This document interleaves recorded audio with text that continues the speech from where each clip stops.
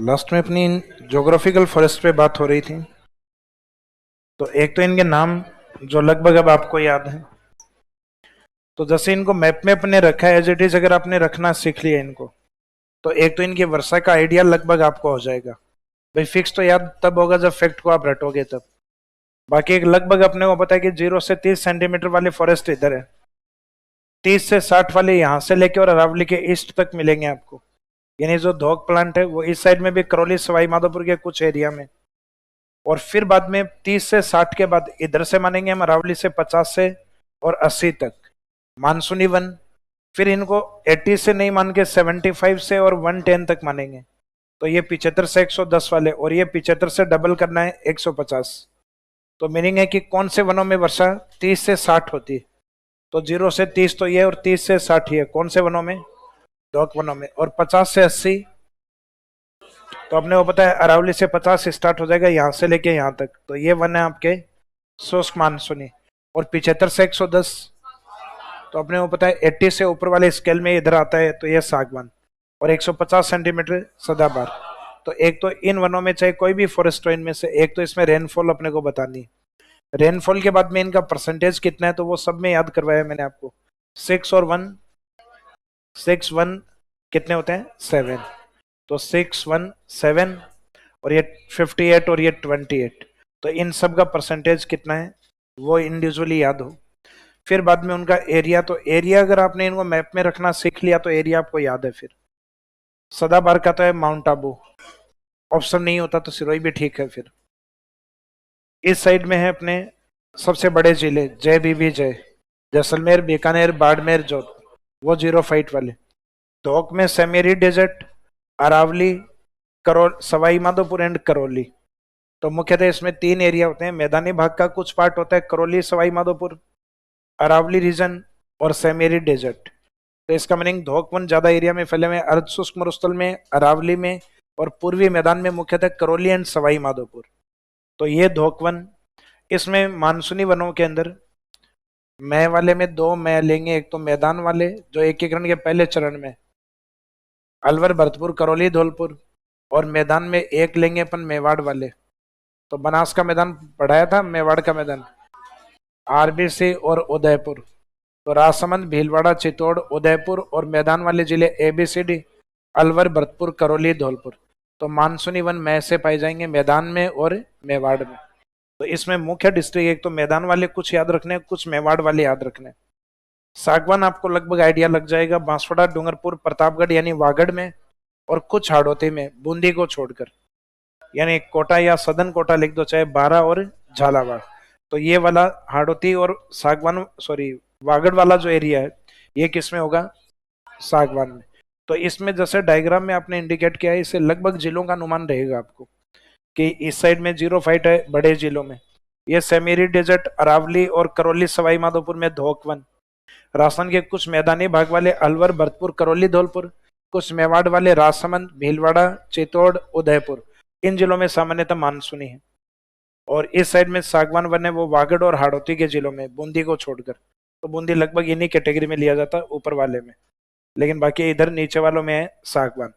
और एक इनसे भी अधिक वर्षा वाला है वो सदाबहार, जिसकी कंडीशन हमारे राजस्थान में कम है, क्योंकि 150 सेंटीमीटर से, वैसे तो इंडियन ज्योग्राफी में 200 सेंटीमीटर से अधिक, लेकिन हम 200 से अधिक लिख ही नहीं सकते क्योंकि हमारे अधिकतम 150 सेंटीमीटर है। और फिर हमने सदाबहार मान रखा, तो वो फिर कहाँ रहेगा, सिर्फ माउंट आबू, क्योंकि वो अधिकतम वर्षा वाला एरिया है। तो इस तरीके से इनके जो एरिया, उस एरिया का भी आइडिया लग जाएगा। अब उस एरिया में जो इंपॉर्टेंट प्लांट है वो कौन कौन से, वृक्ष कौन कौन से, ये एक अच्छा क्वेश्चन है इसमें। क्योंकि वनों के बारे में पढ़ रहे हैं तो अपने को वनों की कैटेगरी का पता होना चाहिए कि उसमें प्लांट कौन कौन से आते हैं, वृक्ष कौन से आते हैं। तो जैसे ही आपको सदाबहार के बारे में करवाएंगे, तो सदाबहार वनों में अपने राजस्थान में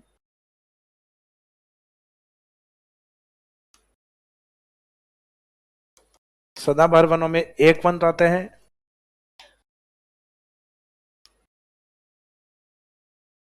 डिकली पटेरा आबुएंसिस। वैसे साइंटिफिक नेम है बोटली, ये बॉटनिकल नेम है इसका। वैसे लोकल लैंग्वेज में नाम बोलते हैं अंबरतरी। राजस्थान का सबसे ऊंचा हिस्सा कौन सा है, आबू। गुरु शिखर वाला। तो आबू या गुरु शिखर ऊंचा हिस्सा है जो अंबर या आसमान के नजदीक है। तो उस अंबर के नजदीक है, वहां एक प्लांट मिलता है, उसको हम क्या बोलते हैं? अंबर तरी बोलते हैं। और उसका बॉटनिकल नेम, जो वानस्पतिक नेम है, वो है डिक्लीपटेरा आबुएंस। वैसे ये एक मेडिसिनल प्लांट होता है, औषधीय पादप होता है, जो विश्व में केवल यहीं मिलता है। और यहीं मिलता है, इसका इसके नाम में शब्द क्या ऐड है?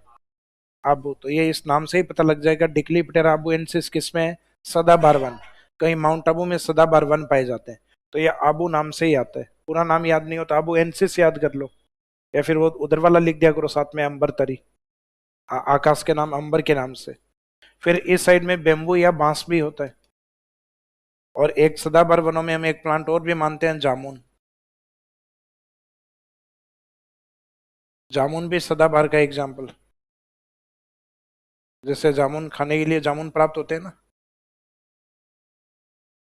बेम्बू हालांकि फॉरेस्ट कैटेगरी से बाहर आ गया, लेकिन ये वेजिटेशन यानी वनस्पति एज ए ग्रास के रूप में काउंट होता है। और ये डिक्लीपटेरा आबुएंसिस अपना।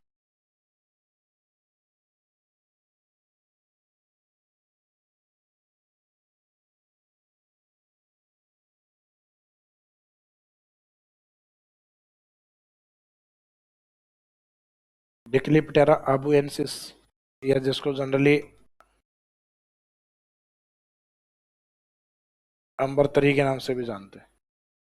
अब जामुन वाली वो मगरमच्छ और बंदर वाली कहानी आपने कई बार सुनी होगी, कि अक्सर एक जो मगरमच्छ है, एक तालाब में या नदी में या किसी झील में रहता है, यानी कोई वाटर एरिया था, उसमें मगरमच्छ था।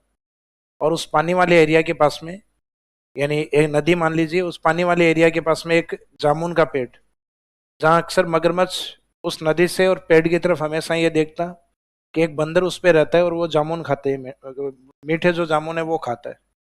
और बंदर जो पेड़ पे, हमेशा वो देखता था कि नदी के अंदर जो मगरमच्छ है वो पानी में आराम से तैरता है। तो मगरमच्छ पेड़ पे नहीं चढ़ सकता और बंदर पानी में नहीं तैर सकता। तो एक दिन मगरमच्छ पेड़ के पास में आके और कहता है कि खाने को जामुन मिलेंगे। तो बंदर उसकी तरफ फेंकता है। और फिर बंदर की इच्छा होती है, वो भी पूछ लेता है कि नदी में तिरा के लाओगे एक बार। तो बाद में वो उसकी पीठ पे जाके बैठता है और वो उसकी नदी की सैर करवाता है उसको। तो फिर उनमें धीरे धीरे एक बॉन्डिंग बनती है कि वो उसको जामुन खिलाता है और वो उसको नदी की सैर करवाता है। तो फिर एक दिन मगरमच्छ को जामुन बचा के और अपनी वाइफ के लिए लेके जाता है कि जामुन खा। तो जो उसके वाइफ होती है, उसकी इच्छा होती है कि ये जामुन किसने दिए। तो बताते हैं, एक बंदर है जो मेरा अच्छा दोस्त है, मैं उसको नदी की सैर करवाता हूँ और वो बदले में जामुन खिलाता है। कि अच्छा वो तुम्हारी पीठ पे बैठता है? कि हाँ बैठता है। कि यूं करना, खाने को उसी को लेके आना। वो सोचो जो रोज जामुन खाता है वो कितना मीठा होगा, उसका हार्ट कितना मीठा होगा, मेरे को उसका हृदय खाना है। तो नेक्स्ट डे जैसे ही बंदर उसकी पीठ पे बैठा और नदी के बीच में आने के बाद मगरमच्छ ने कहा कि आज मेरी वाइफ ने तुम्हें इनवाइट किया है। कि क्यों? कि क्यों वो तुम्हारा हृदय खाना चाहती है। कि वो तो पेड़ के ऊपर है, पहले बताते मेरे को। तो मगरमच्छ ने कहा कि अच्छा वो वहां रह गया, तो चलो मैं वापस छोड़ता हूँ, फिर वो लेकर आओ तुम। तो वो किनारे पे आता है और वहां से बंदर छलांग लगा के हमेशा के लिए। इस कहानी से हमें प्रेरणा मिलती है, जामुन का पेड़ हमेशा नदियों के किनारे क्यों होता है? क्योंकि सदाबहार वन है।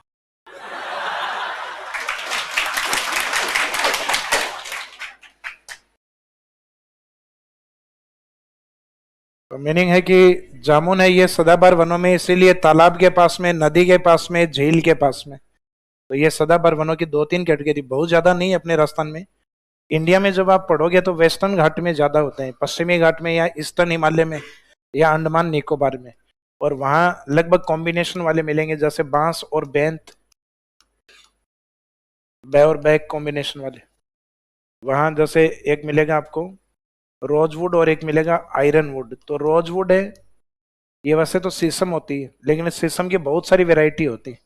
जो पश्चिमी घाट में पाई जाती है उसको रोजवुड इसलिए कहा जाता है क्योंकि उसका जो कलर होता है वो रोज जैसा होता है, गुलाब जैसा होता है।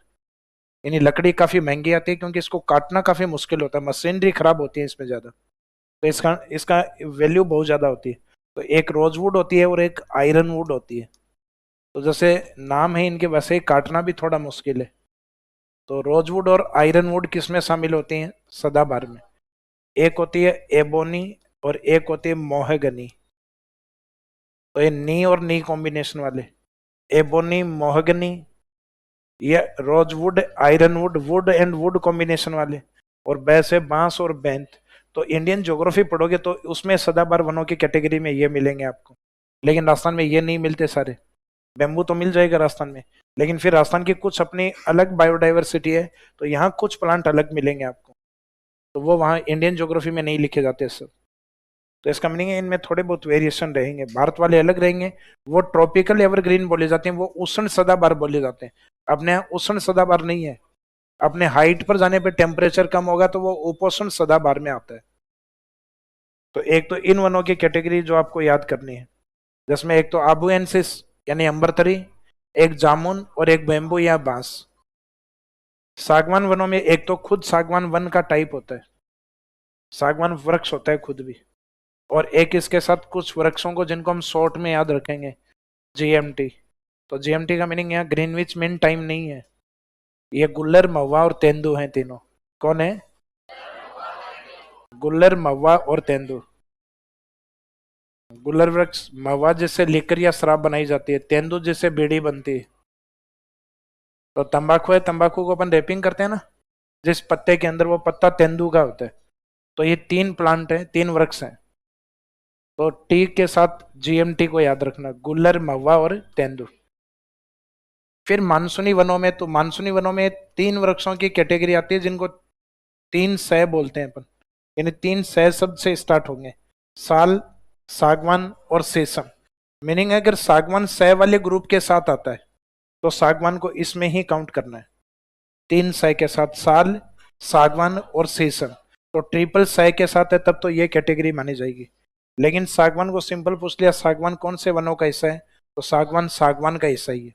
और एग्जामिनर ऐसा मूर्ख क्वेश्चन पूछेगा नहीं कि दो कौन से वनों में, दो दो वनों में है, सागवान कौन से वनों में, सागवान सागवान में। लेकिन साल, सागवान, शीशम तीनों सह एक साथ दिए हुए हैं, तो इसको मानना है ड्राई डेसिडियस फॉरेस्ट। तो इसमें तीन तो सह वाले एग्जाम्पल, साल, सागवान, शीशम। उसके अलावा कुछ वृक्ष और भी हैं, जैसे इसमें प्लास वृक्ष, जिसके पत्ते जो होते हैं वो रेड कलर के दिखाई देते हैं, और पत्तियां जो होती हैं उसकी, जो सूखने के बाद लाइट येलो, हल्की पीली यानी ग्रीन से पीली तक दिखाई देती हैं। तो अपने फ्लेम और आग का रंग कैसा होता है? रेड और पीला, लाल से पीला रंग होता है आग का। इस कारण प्लास वृक्ष को कहा जाता है जंगल की ज्वाला, फ्लेम ऑफ द फॉरेस्ट। इसी वृक्ष में एक प्रकार और होता है खेर वृक्ष। कौन सा वृक्ष है? खेर, जिसकी छाल से कत्था बनाया जाता है। जो इस साइड में जो आता है ना, अपने धोक वनों, अपने खेतों के आसपास बंजर भूमियों में, वो आता है केर, जिसकी सब्जी बनाते हैं केर सांगरी। तो सांगरी तो वो खेजड़ी के लगती है, और केर, वो केर अलग होता है, केर धोक में आएगा और खेर किस में आएगा? इधर मानसूनी वनों में। तो इसमें एक तो हो गया प्लास, एक केर और एक ट्रिपल सह वाला याद रखना, साल, सागवान, शीशम, प्लास और खेर वृक्ष, ये वाला। धोकवन, इस साइड के राजस्थान के जो निवासी हैं वो ये देखो अपने खेत में क्या क्या खड़ा रहता है, खेजड़ी, रोहिड़ा, बबुल, और खेड़ो, इसमें खेत के आसपास में बेर, बेर होती है लंबी वाली झाड़ी को बेर कहा जाता है। एक छोटी कंटीली झाड़ियां होती हैं उनको कहा जाएगा थोर्नी फॉरेस्ट। तो इसमें बेर, बेर जो लंबी झाड़ी है उसको बेर बोला गया है। तो नहीं कहते चोमू के बेर, जो चोमू के आसपास की जो लंबी झाड़ियां होती हैं खेतों में वो है ये। और एक छोटी झाड़ियां, कंटीली झाड़ियां होती हैं, उनको जीरो फाइट में काउंट करेंगे। तो इसमें एक केर और एक बेर। तो एक तो अपने खेत में जो ज्यादा रहते हैं इस एरिया में खेजड़ी, रोहिड़ा, बबुल, बबुल वैसे जूली फ्लोरा भी कहा जाता है बबुल को, तो विलायती बबुल या बबुल, या इसको गांव में बावलिया कहते हो क्या आप? तो जो बावलिया वृक्ष है वो है बबुल। एक बबुल वो अपने सुबह टूथपेस्ट भी आता है, तो टूथपेस्ट नहीं है वो, हाँ वो अलग है। तो इसमें बबुल भी एक कैटेगरी है, और लास्ट में केर और बेर भी याद रखना है। जबकि खेर इसमें नहीं आएगा, खेर किस में आएगा? सामने इधर आएगा, और इधर केर और बेर। और इस साइड में आता है कैक्टस, नागफनी, कंटीली झाड़ियां, जहां मैंने करवाया था ना श्रब का पीस, बालू का स्तूप। तो इसका मीनिंग कंटीली झाड़ियां यानी थोरनी बुश, और एक कांटेदार और पेड़ होता है जिसमें कांटे निकले होते हैं जगह जगह से, इसको कहा जाता है डंडा थोर। क्या कहा जाता है? तो क्योंकि डंठल के रूप में होता है, डंडे के रूप में, जिसपे जगह जगह कांटे निकले होते हैं, तो ये डंडा थोर। एक हॉलीवुड में आता है, वो आता है हथौड़ी वाला थोर। हॉलीवुड के अंदर जो हीरो है ना, मार्बल हीरोज है, तो उस मार्बल हीरोज में जो हथौड़ी से पीटता है, तो वो हथौड़ी थोर वो अलग है, वो एक्टर है। और अपने वाला कौन सा है? डंडा थोर, डंडे यानी कांटे वाला थोर फॉरेस्ट। तो यहाँ तो रहेंगे कंटिलेवन, नाम सुन के ही लगभग पता लग जाएगा। कंटीली झाटियां, कैक्टस और डंडा थोर, ये तो कंटिलेवन। अपने खेत में खड़े हैं वो कौन से हैं? धोक। जबकि धोक खुद भी एक प्लांट प्लांट की कैटेगरी है धोक भी, लेकिन ये फॉरेस्ट एरिया में ज्यादा मिलता है, जैसे करौली के केला देवी में और सवाई माधोपुर के रणथंभौर में, धोक फॉरेस्ट। और ये वाला जो मानसून है, इसमें ट्रिपल सह वाला ज्यादा पूछा जाता है, साल, सागवान, शीशम। और उसके बाद में पलास और खेर। इधर है सागवान और जीएमटी, गुल्लर, महवा और तेंदु। और इधर वाला अपना डिकली पटेरा आबुएंसिस यानी अंबरतरी, बांस और जामुन। तो ये सबसे मुश्किल काम इसमें यही है, प्लांट्स को याद रखना। तो जो जल्दी याद हो उन चीजों को पहले याद करो। जैसे सागवान वाले, सॉरी सदाबहार वाले, ये इजीली याद हो जाएंगे। एक तो आबू के नाम से ही है यहाँ कि आबू वाला प्लांट या अंबरतरी। एक जामुन और एक बैम्बू। इसमें एक तो खुद में नाम लिखा हुआ है, और इसमें जीएमटी, गुल्लर, मवा और तेंदु, ये अपने को याद है। इधर कंटीलेवन, कैक्टस या नागफनी, कंटीली झाड़ियां, डंडा थोर। थोर का मीनिंग कांटा ही होता है, तो डंडा थोर ये हमारे खेत में खड़े हैं वो है। खेजड़ी है, रोइडा है, बबूल है, केर है, बेर है। और फिर इधर वाले वो ट्रिपल सह से याद रखना, मुख्यतः वो ज्यादा पूछे जाते हैं, साल, सागवान, शीशम, फिर खेर और पलास। फिर इसमें कुछ कैटेगरी और भी होती है, आम होता है, चंदन होता है, नीम होता है। इसमें बहुत सारी कैटेगरी होती है मैदानी भागों के अंदर। तो पीपल भी इसी में मानसूनी में। बाकी ऐसा नहीं है पीपल यहाँ मिलेगा, पीपल जैसलमेर में मिल जाएगा आपको। मीनिंग ये है कि प्लांट है वो प्लांट जिले की सीमा तय नहीं करेंगे। उस प्रकार की अगर क्लाइमेटिक कंडीशन यानी पानी मिल गया, तो यहाँ जो वनस्पति है वो जैसलमेर के अंदर गड़ीसर लेक के पास में मिल जाएगी आपको। तो मीनिंग है वो ज्योग्राफिकल कंडीशन फेवरेबल होनी चाहिए, तो मिल कहीं पे भी जाएगी। लेकिन उसमें यह होता है मोस्टली किस एरिया में मिलती है, ज्यादा कौन से क्षेत्र में मिलती है, मीनिंग ये होता है। तो ये लिखना किसी भी फॉरेस्ट के बारे में कि कंटीलेवन केवल जैसलमेर में ही मिलते हैं, तो स्टेटमेंट गलत है। चूरू में भी मिल जाएगा कंटीलेवन। क्या झाड़ियां करौली में जमीन पे नहीं पाई जाती? पाई जाती हैं, यहाँ पे भी कंटीली झाड़ियां यहाँ पे भी मिल जाएंगी। मीनिंग है कंटीली झाड़ियां मोस्टली किस एरिया में अधिक होती हैं, तो डेजर्ट में अधिक होती हैं, तो वो प्लांट मोस्टली इस कैटेगरी में होगा। तो मीनिंग होता है मोस्टली किस एरिया में फाइंड आउट होता है। तो इसका मीनिंग उस ग्रुप को देखना है कि यहाँ पे कंटीलेवन होते हैं, इस एरिया में मुख्यतः धोक टाइप के वन अधिक होते हैं, इसमें मुख्यतः मानसूनी टाइप के वन अधिक होते हैं, इसमें सागवान जो वन होते हैं उसके टाइप्स के वन होते हैं अधिक, जो सागवान की तरह गुल्लर, महुआ, तेंदु प्लांट होते हैं। और यहाँ अधिक हाइट वाले एरिया में मुख्यतः सिरोही के आसपास उस क्लाइमेट के वन होंगे जो एवरग्रीन टाइप के होते हैं, सदाबहार वाले वन अधिक होते हैं। तो अब ये जो वन आपको मैंने डायग्राम में लिखे हैं, इससे पहले ये कैटेगरी लिखवाई थी ये वाली। अब इसमें फर्स्ट हेडिंग में लीजिए, उपोष्ण सदाबहार वन, सब ट्रॉपिकल एवरग्रीन फॉरेस्ट।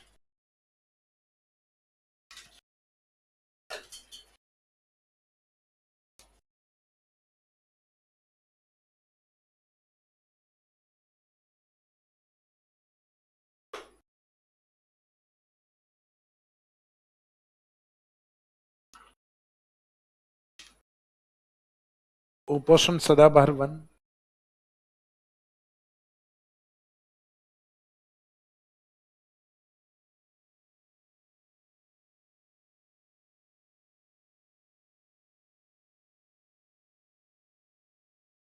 सब ट्रॉपिकल एवरग्रीन फॉरेस्ट। इसमें फर्स्ट लाइन में लिखिए वर्षा।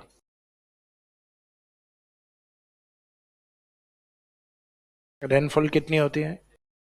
तो इसमें लिखिए इन वनों में वर्षा की आवश्यकता 150 सेंटीमीटर। एग्जाम में पूरी लैंग्वेज में ही लिख के आना पड़ेगा, सिर्फ फैक्ट लिखने से काम नहीं चलेगा। इन वनों में वर्षा की आवश्यकता 150 सेंटीमीटर। रेनफॉल रिक्वायरमेंट या rainfall requires for this forest is 150 centimetre. Rainfall requirement for this forest is 150 centimetre. इन वनों में वर्षा की आवश्यकता, और आगे डैश करके 150 सेंटीमीटर। तो रेनफॉल तो अपने को पता है सबसे ज्यादा इतनी होती है अपने राजस्थान में, मैक्सिमम वर्षा यही है माउंट आबू। तो ये तो हो गई वर्षा। वर्षा के बाद में नेक्स्ट इनका क्षेत्र, एरिया, डिस्ट्रिक्ट नहीं क्षेत्र की बात करेंगे कितने परसेंट एरिया में। तो राजस्थान के कुल भौगोलिक वनों में इनका योगदान लगभग 1%।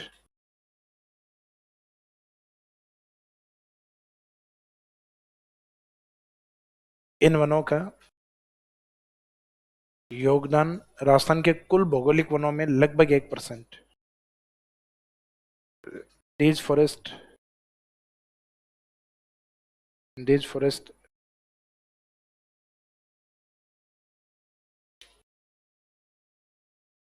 These forest is 1% of the total geographical forest of Rajasthan. ये वन कितने परसेंट है, यानी वन कैटेगरी में तो एक है ना सदाबहार, तो these forest is 1% of total geographical forest of Rajasthan. ये वन राजस्थान के कुल भौगोलिक वनों का लगभग 1%। तो this forest is 1% of the total geographical forest of Rajasthan. तो जोग्राफिकल फॉरेस्ट को मिला के अगर कुल टोटल 100 मान ले तो इन वनों का योगदान सिर्फ कितना है, 1% होता है। अब इसमें नेक्स्ट में एक्सटेंशन या विस्तार में लिखो ये कौन से क्षेत्र में पाए जाते हैं, वो यहाँ पे आएगा विस्तार। राजस्थान में ये वन मुख्यतः माउंट आबू में पाए जाते हैं, यानी मेनली एक ही एरिया है इसका। वैसे विस्तार में राजस्थान में ये वन मुख्यतः माउंट आबू में पाए जाते हैं। In Rajasthan state these forests are mostly found in mount Abu. Mount Abu के ब्रैकेट में आगे सिरोही लिख देना, आगे जगह नहीं नीचे लिख दो ब्रैकेट में सिरोही। मीनिंग है सदाबहार पूछा माउंट आबू ऑप्शन नहीं है तब सिरोही ठीक है फिर, और ऑप्शन में दोनों ही है तो दोनों में माउंट आबू लोकेशन को ही लेना है सिर्फ। सिरोही मानसूनी टाइप के वनों में आता है। फिर इसमें प्लांट या वृक्षों के एग्जाम्पल कौन से हैं, तो प्लांट्स ऑब्लिक ग्रासेज, यानी वृक्ष एवं घास कौन सी होती है इसमें, क्योंकि यहाँ जो बेम्बू लिखेंगे वो फॉरेस्ट कैटेगरी में नहीं है। अब इस कारण नेक्स्ट में आपको प्लांट के साथ घास वाला ऑप्शन भी रखना है, ग्रास वाला भी। इसमें प्लांट यानी वृक्ष एवं घास कौन सी है, तो प्लांट एंड ग्रास में एक तो नाम बताया था डिक्लीपटेरा आबुएंसिस,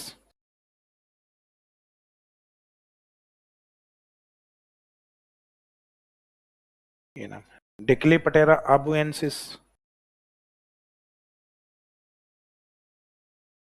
डिक्लीपटेरा आबुएंसिस।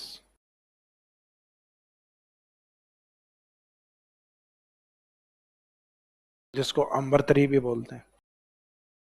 फिर है बेम्बू या बांस, और लास्ट में है जामुन।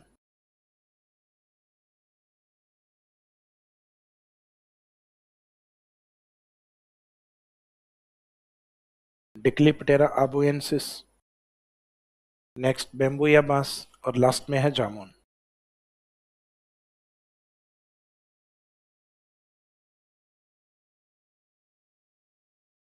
तो अपने यहाँ सदाबहार वनों की बहुत ज़्यादा वेराइटीज़ नहीं है, लेकिन जो भी हैं वो ठीक हैं कि डिक्लीपटेरा आबू जो नाम से ही पता लग जाएगा, एक जामुन और एक बेम्बू या बांस। लेकिन सदाबहार वनों में क्या होता है, इसमें छोटी छोटी फॉरेस्ट में प्लांट की वेराइटीज़ बहुत ज़्यादा होती हैं। भले ही वनों का एरिया बहुत ज़्यादा नहीं है अपने पास, सिर्फ 1% ही है, लेकिन उसमें फॉरेस्ट की वेराइटी इतनी ज़्यादा होती है कि उनका पत्ते गिरने का टाइम अलग अलग होता है। तो ये फॉरेस्ट होते हैं जितने भी वेराइटी होती हैं सदाबहार, ये पत्ते अपने एक साथ नहीं गिराते, इस कारण इनको एवरग्रीन फॉरेस्ट कहा जाता है।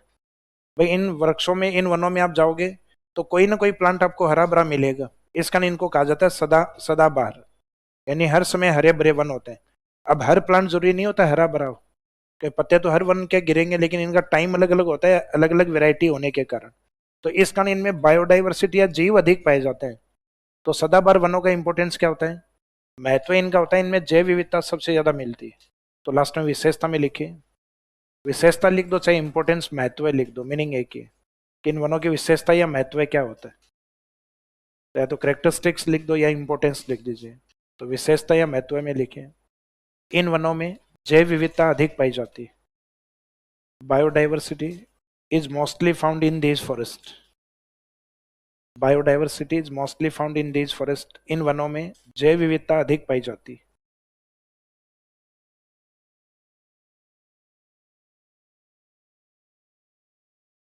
तो मुख्यतः बायोडाइवर्सिटी या जैव विविधता को लेकर प्रसिद्ध होते हैं।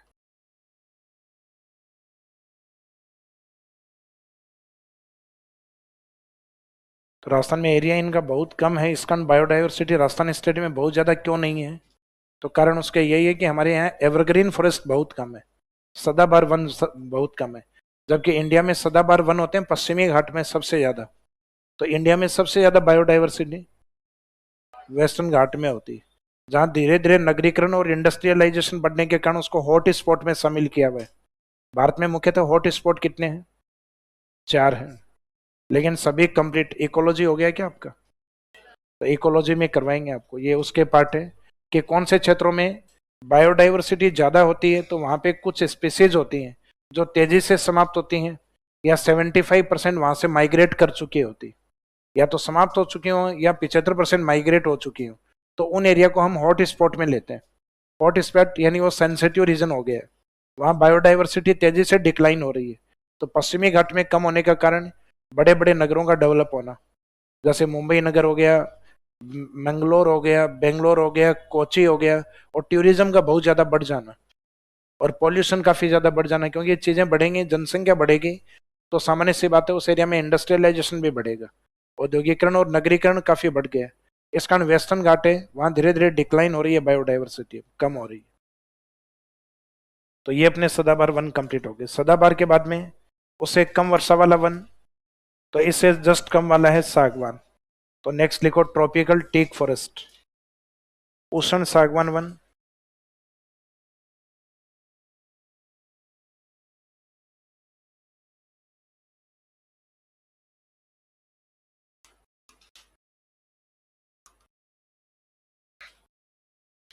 ट्रॉपिकल टीक फॉरेस्ट,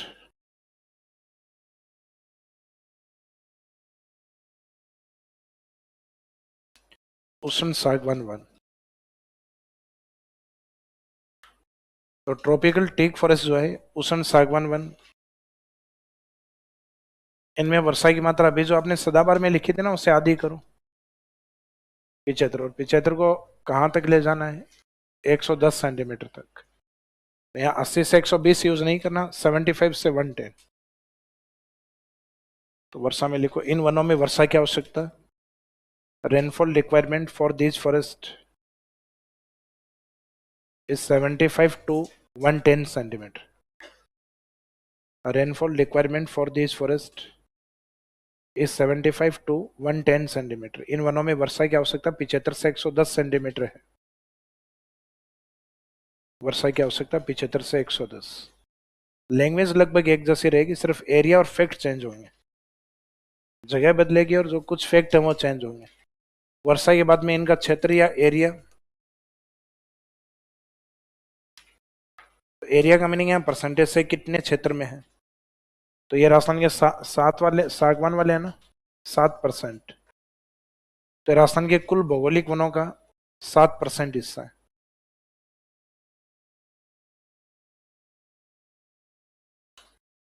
तो this forest is 7% of the total geographical forest of Rajasthan. ये वन राजस्थान के कुल भौगोलिक वनों का 7% हिस्सा है। तो कुल भौगोलिक वन जितने भी उनको 100% मानेंगे अपन, उनमें से 7% ही है। तो this forest is 7% of the total geographical forest of Rajasthan.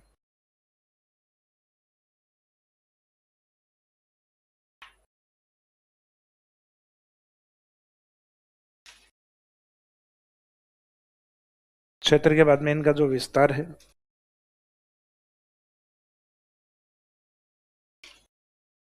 तो इसमें एक एरिया तो आपका माही वाला आएगा, वागड़ वाला। तो वागड़ वाले जिले लिखने होंगे अपने को, और एक कुछ पार्ट इसमें हाड़ौती का रहेगा। तो इसमें एक्सटेंशन या विस्तार वाले में लिखेगा these forest are mostly found. ये वन मुख्यतः वागड़, ब्रैकेट में लिख दो Banswara, Dungarpur, Pratapgarh. These forest are mostly found in Vagad, ये वन मुख्यतः वागड़, वागड़ में माही का मैदान आता है तो वो जिले लिखो माही वाले। Banswara, Dungarpur, Pratapgarh and Hadoti region. तो एक तो हो गया वागड़ और एक हाड़ौती। हाड़ौती के ब्रैकेट में लिखो कोटा, बूंदी नहीं लिखना, बाकी लिख दो कोटा, बारा एंड झालावाड़। और देखो इंडिविजुअल डिस्ट्रिक्ट देके नहीं पूछते, कोई बहुत ही कंफर्म वाला सा हो तब पूछेंगे। जैसे बांसवाड़ा देख के पूछ सकते हैं, झालावाड़ देख के पूछ सकते हैं। बाकी जो बॉर्डर वाले जिले हैं जैसे कोटा, बारा, ये नहीं देंगे, ग्रुप में देख के ही पूछते हैं। जैसे कई बार पूछ लिया बूंदी, कोटा, सवाई माधोपुर, करौली, अलवर, इन जिलों में कौन से वृक्ष हैं, तब आपको पता है कि इसमें जो फॉरेस्ट कैटेगरी है उसमें सिर्फ इस साइड में एक कोटा शब्द यूज हुआ है, बाकी इस साइड में चल रहा है बूंदी, सवाई माधोपुर, करौली, अलवर। इसका मीनिंग मानसूनी वन, शुष्क मानसूनी वन। तो इसका मीनिंग कोटा के कुछ हिस्से में भी मानसूनी मिलेगा आपको, जो बूंदी के टच में होगा वो। फिर ये देखना है कि कोटा किस ग्रुप के साथ है, जैसे कोटा, बारा, झालावाड़, बांसवाड़ा, तब समझ में आ जाएगा कि ये कोटा किस में लिया जाएगा, सागवान वन। तो जैसे यहाँ उदयपुर दे दिया, उदयपुर के बाद में तो उदयपुर का कुछ हिस्सा सदन वाला पार्ट इनके टच में होगा, जैसे उदयपुर, डूंगरपुर, बांसवाड़ा, प्रतापगढ़। तो उदयपुर को किस में लोगे फिर? तो बॉर्डर वाले जो डिस्ट्रिक्ट हैं उसमें ये देखना होता है कि उसका ग्रुप है वो उन जिलों के साथ जा रहा है या वो इस ग्रुप के साथ आ रहा है। तो उससे ग्रुप से पता लगता है कि डिस्ट्रिक्ट कौन सा लिया जाए। जैसे आप बुक में भी पढ़ोगे तो एक जिला है वो कई बार 3-3 फॉरेस्ट में देखने को मिलेगा, ये जिला बार बार रिपीट हो रहा है, लेकिन उस जिले के अलावा बाकी सब नए जिले होते हैं। तो इसका मीनिंग उस जिले का इंपॉर्टेंस नहीं है क्योंकि वो बॉर्डर पे है। तो उस बॉर्डर वाले के साथ इधर वाले आ गए तो मानसूनी हो जाएगा, और उस उदयपुर के साथ अगर ये बांसवाड़ा, डूंगरपुर, प्रतापगढ़ ये आ गए तो वो फिर सागवान कैटेगरी में काउंट होगा। तो फिर इसका मीनिंग है कोई नियम नहीं है इस जिले में ये मिलेंगे तो फिर कोई और नहीं मिलेगा। तो क्षेत्र के बाद में यानी विस्तार के बाद में फिर उसमें जो प्लांट कैटेगरी है यानी वृक्ष है, तो इसमें कोई घास कैटेगरी का एग्जाम्पल तो लिखेंगे नहीं, तो प्लांट ही लिख देना, केवल वृक्ष, क्योंकि वहां बेम्बू जो है वो प्लांट कैटेगरी से बाहर कर दिया गया 2017। इस कारण वहां पे एग्जाम्पल के तौर पे प्लांट एंड ग्रास दोनों शब्द लिखे थे। तो यहाँ प्लांट या वृक्ष के एग्जाम्पल हैं। एक तो खुद है जो कैटेगरी ऊपर हेडिंग में लिखी हुई है ना, सागवान, वो एक तो वो शब्द खुद के नाम से वो लिख दो, टीक। इसके बाद में आगे वाले हैं वो सिर्फ एक ट्रिक है, जीएमटी। अब जीएमटी का मीनिंग आप क्या लिखोगे? गुल्लर, मवा एवं तेंदु।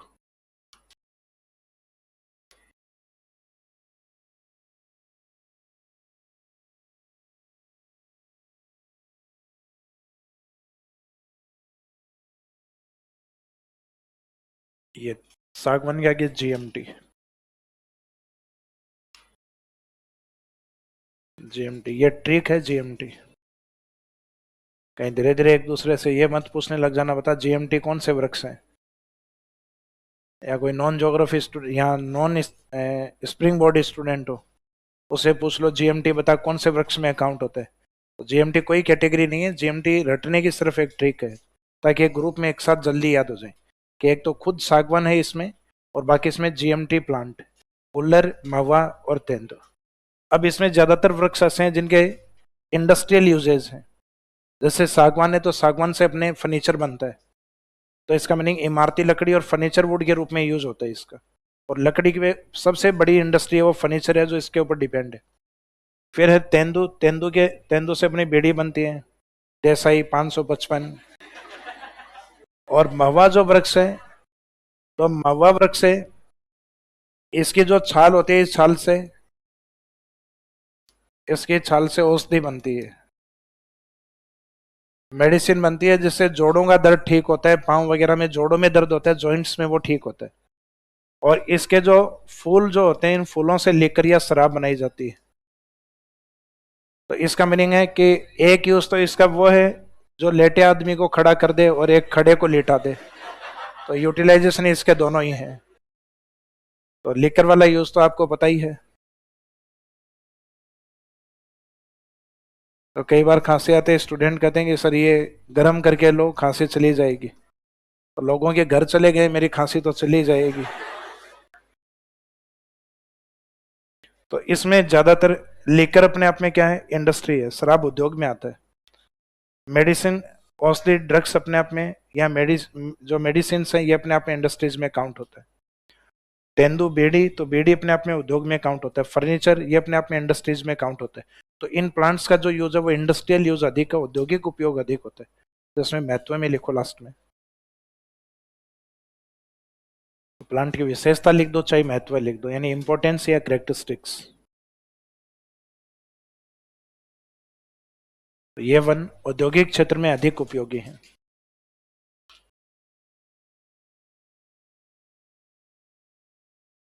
ये वन औद्योगिक क्षेत्र में अधिक उपयोगी है, या इन वनों का औद्योगिक उपयोग अधिक होता है।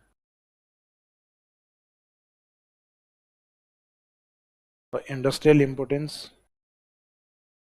Is maximum of this forest.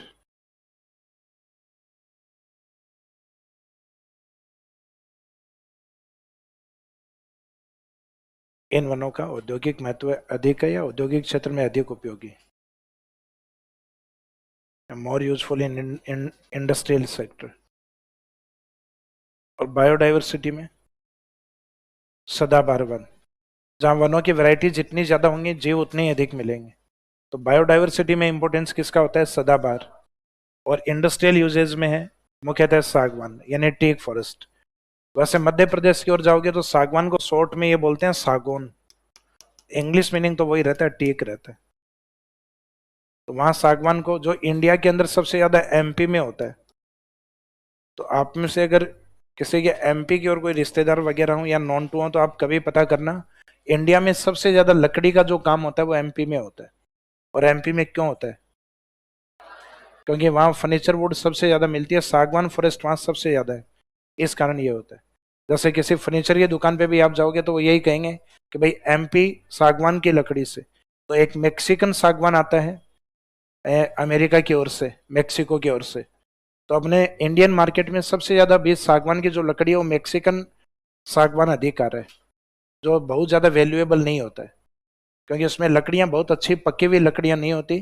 बीच बीच में से जैसे लकड़ी को काटोगे उसमें खांचा आता है, यानी लकड़ी के बीच में गैपिंग आ जाती है।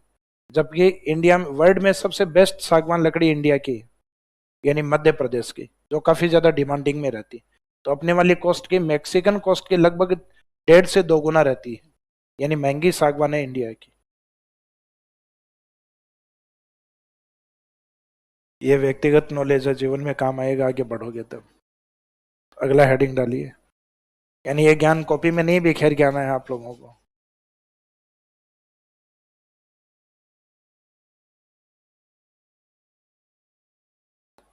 नेक्स्ट हेडिंग है, अब टाइटल तो सब में सेम यूज होगा, आगे वाले उष्णी शब्द यूज करना है, ट्रॉपिकल। अब सागवान से कम वर्षा वाले वन कौन से थे? शुष्क मानसूनी, शुष्क मानसूनी है, इनको पतझड़ भी लिखते हैं अपन। तो ट्रॉपिकल ड्राई डेसिडस फॉरेस्ट।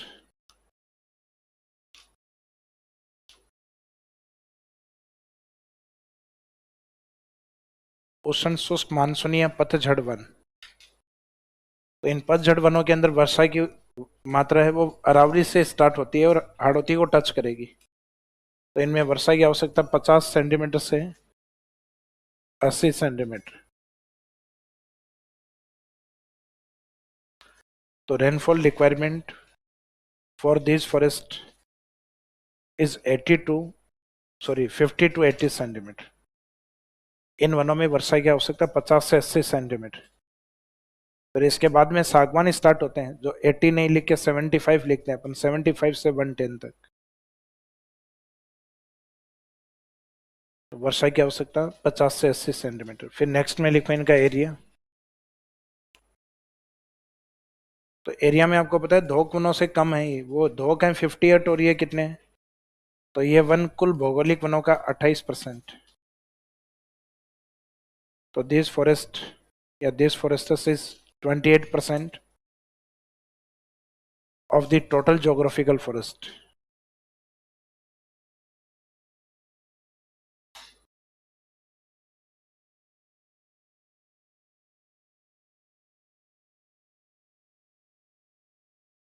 तो this forest is 28% of the total geographical forest. ये कुल भौगोलिक वनों का 28% हिस्सा है, या कुल भौगोलिक वनों में इनका योगदान 28%। अब इन 28% में मेन जो एरिया है वो कौन कौन सा है? तो एक तो मेवाड़ वाले जिले, और एक मैदानी भाग में ABCD वाली डिस्ट्रिक्ट। एरिया के बाद में इसमें लिखे विस्तार।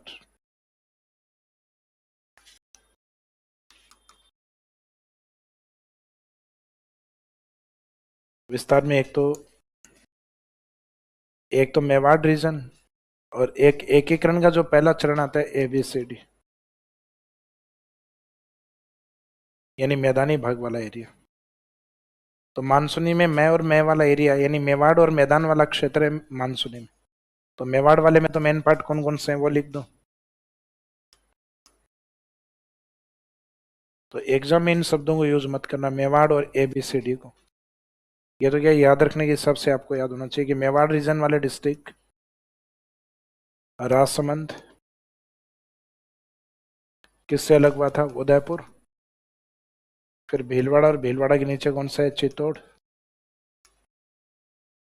फिर मैदानी भाग वाले ABCD एकीकरण का पहला चरण है ये अलवर, भरतपुर, करौली, धौलपुर, सवाई माधोपुर भी इन्हीं में रहेगा, सिरोही भी इन्हीं में रहेगा। जो अपने कोपेन वाले वर्गीकरण में थे ना, ABCD, अगेन ABCD, RSTU, वो सब इन्हीं में ही है।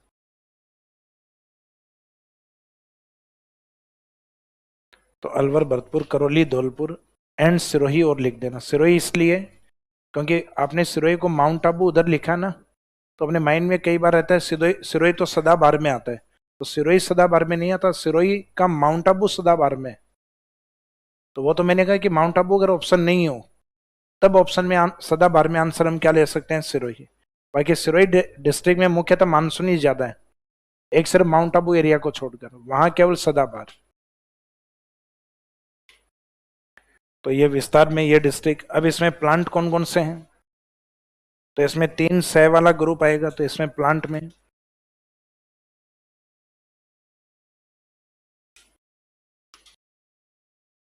तो एक तो ये ट्रिपल सह, यानी 3 सह वाला। थोड़ा सा स्पेस रखना, यानी धीरे धीरे उस नहीं लगना चाहिए, वरना ये लगेगा कि कौन सा वृक्ष भूल गए उसके नाम से। तो ये सिर्फ एक तरीका है। 3 सह में कौन से हैं? साल, जिसको हम सालर भी कहते हैं। तो रह को थोड़ा सा स्पेस देके लिखना। तो साल और सालर दोनों ही नाम से जाना जाता है, मीनिंग एक ही है। जैसे धोक, धोकड़ा कह दो, चाहे एड़ा लगा दो आगे, मीनिंग एक ही है। तो साल और सालर एक ही वृक्ष होता है, अलग अलग नहीं होते। साल या ये और जोड़ दो। सालार अलग है, साउथ वाली मूवी का नाम है, वो बॉलीवुड वाली बनी थी ना, हाँ सालार मूवी। ये साल, साल, सागवान, शीशम।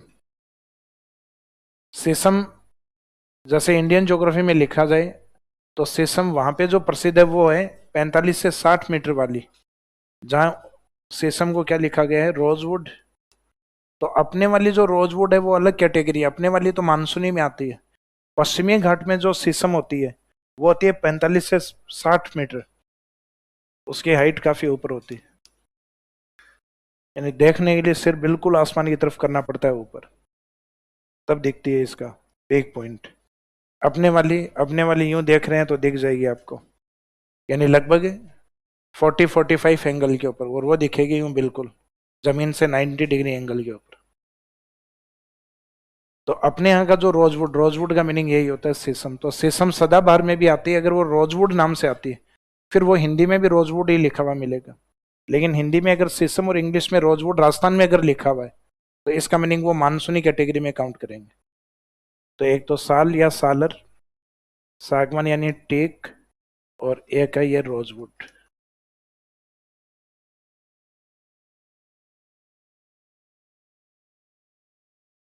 फिर बाद में 3 सह के बाद में कुछ वृक्ष और है, जैसे खेर, प्लास वृक्ष, तो केर अलग होता है, एक खेर है और एक पलाश वृक्ष,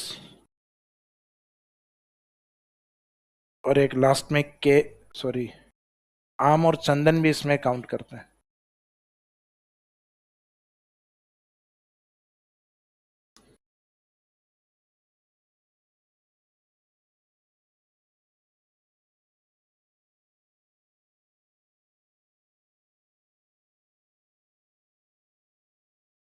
तो इसमें मैंगो एंड सैंडलवुड। तो मोस्टली ऊपर वाले जो ट्रिपल्स है वो ज्यादा इंपॉर्टेंट, वही आता है एग्जाम में ज्यादातर। साल, सागवान, शीशम किस कैटेगरी में आते हैं? मानसूनी। और मानसूनी में भी अपने यहाँ कौन सा है? शुष्क मानसूनी, ड्राई डेसिडस फॉरेस्ट में काउंट होते हैं, पतझड़ या मानसूनी में। अब इनमें ज्यादातर वृक्ष ऐसे हैं, जैसे एक तो साल, सागवान, शीशम, ये तीनों वृक्ष ऐसे हैं जो फर्नीचर वुड के रूप में काम में आते हैं। तो इसका मीनिंग है कि इनका जो उपयोग है वो फर्नीचर वुड में या इमारती लकड़ी के रूप में अधिक होता है, यानी इमारतों में या लकड़ी फर्नीचर वुड के रूप में अधिक काम में लिए जाते हैं। तो इनके इंपोर्टेंस या महत्व में लिखो, विशेषताओं में लिखेगा।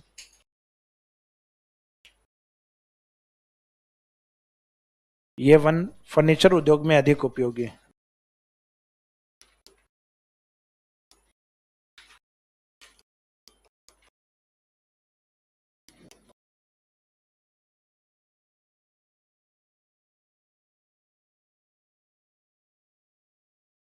तो these forests are mostly useful in furniture industries, या most useful for furniture industry. ये वन फर्नीचर उद्योग में अधिक उपयोगी हैं। तो फर्नीचर उद्योग में काफी यूज होता है, तो साल की लकड़ी का है, सागवान या शीशम। तो फर्नीचर वालों से जब भी पूछोगे इन तीन वृक्षों में किसी एक का नाम लेंगे, कि साल वृक्ष का बना हुआ है या सागवान का बना हुआ है, ये सब ज्यादा यूज करते हैं, क्योंकि एमपी की ओर से फर्नीचर अधिक आता है और वहां पे सागवान ही ज्यादा है, या फिर यूज होता है शीशम शब्द, ये तीन शब्द अधिक होता है। अपने राजस्थान के पश्चिम ये तीनों ही नहीं होते, तो अपने पश्चिम में होता है रोइडा। तो रोइडे की जो लकड़ी की वैल्यू होती है वो हमारे पश्चिमी राजस्थान में सागवान के बराबर होती है, इस कारण उसको कहते हैं मरु सागवान। तो राजस्थान का मरु सागवान किसको बोला गया है? रोइडे को। और कई बार वो सागवान शब्द है वो इंग्लिश में लिख देते हैं, तो उसको लिख देते हैं मरु टीक भी लिखते हैं। मरु टीक इसीलिए कहा जाता है, टीक का मीनिंग क्या होता है? सागवान। तो मरु टीक कह दो चाहे मरु सागवान, ये रोइडे के लिए शब्द यूज होता है। इसके बाद में नेक्स्ट कैटेगरी कौन सी है? धोकवन। तो टाइटल तो इसमें भी वही यूज होगा, उष्ण सब ट्रॉपिकली यूज होगा। उष्ण धोकवन या धोकड़ा वन, मीनिंग एक है इसमें।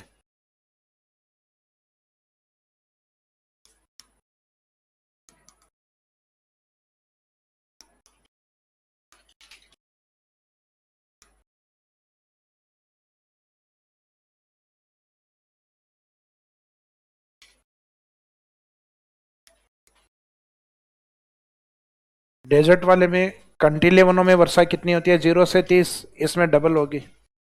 इन वनों में वर्षा की आवश्यकता 30 से 60 सेंटीमीटर, यानी जो लास्ट कैटेगरी पढ़ेंगे वो 0 से 30 होगी, उसका डबल ये है 30 से 60। यानी ये अरावली के पश्चिम से स्टार्ट होंगे और ईस्ट तक मिलेंगे, पूर्व तक। तो rainfall requirement for this forest is 30 to 60 centimetre. इन वनों में वर्षा की आवश्यकता 30 से 60 सेंटीमीटर। और फिर इनका एरिया या क्षेत्र कितना है? तो कुल भौगोलिक वनों में कितना है? 58%।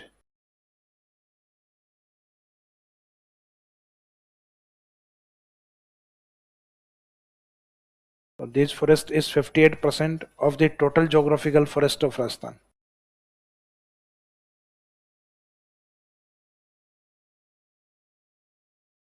तो 58 है, तो अंडरस्टूड है कोई भी फॉरेस्ट अगर 50 से ऊपर चला गया है तो भौगोलिक वनों में सबसे ज्यादा वही मिलेगा। अब अपने राजस्थान में सिर्फ दो ही वेराइटीज होती, दो ही फॉरेस्ट कैटेगरी होती, तो भी सबसे ज्यादा यही होता, क्योंकि एक कैटेगरी 50 से ऊपर चली गई, तो इसका मीनिंग फिर दूसरे के पास स्पेस कम बचा है, 42% ही बचा है। जबकि 42 में तो हमारे जितने बचे हुए हैं, यानी जो चार और मानते हैं, वो सब हैं शामिल इसमें, तो इसका मीनिंग ये सबसे ज्यादा मिलने वाला है। तो राजस्थान में कानूनी या प्रशासनिक वर्गीकरण में कौन से वन सबसे ज्यादा पाए जाते हैं? तो वहां 3 थे, उसमें प्रोटेक्टेड या रक्षित सबसे ज्यादा है क्योंकि वो 56% है। और आसाम में भौगोलिक वर्गीकरण में सबसे ज्यादा कौन सा है? धोक वन। क्षेत्र के बाद में नेक्स्ट लिखे विस्तार।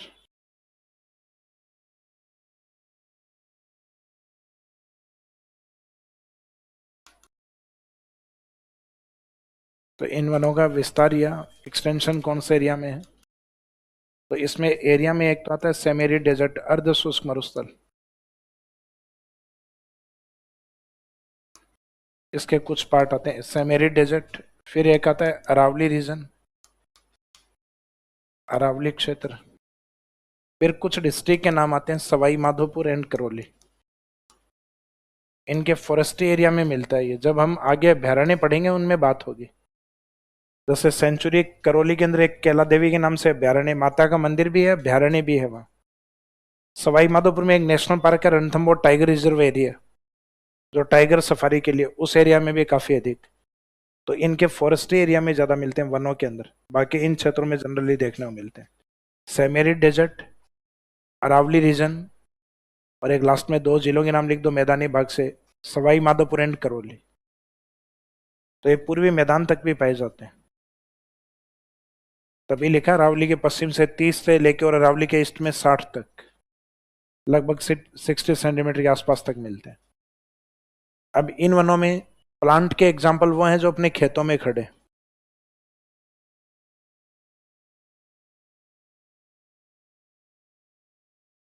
तो प्लांट या वृक्ष के एग्जाम्पल में खेत में क्या क्या है?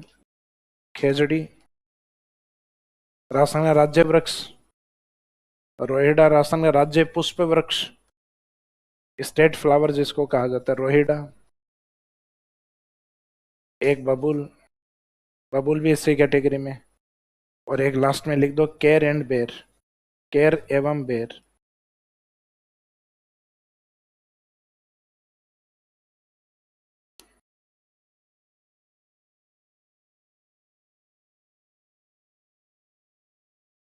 खेजड़ी,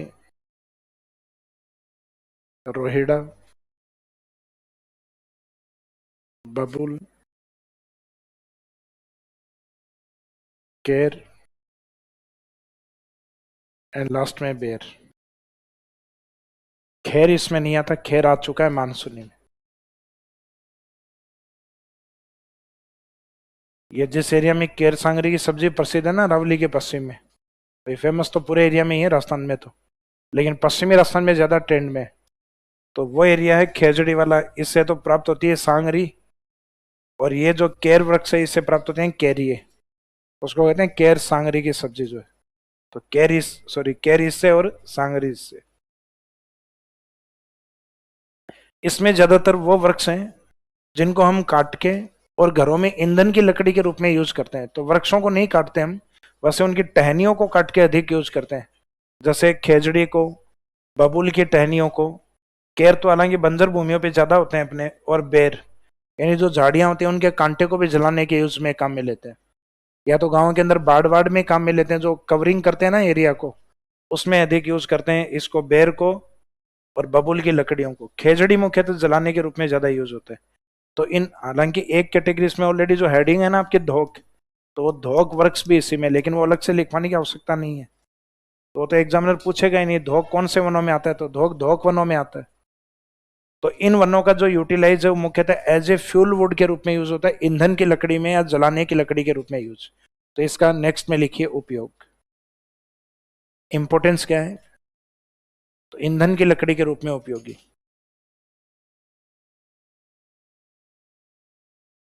तो these plants are useful as fuel wood। तो ये वृक्ष या ये वन ईंधन की लकड़ी के रूप में उपयोगी।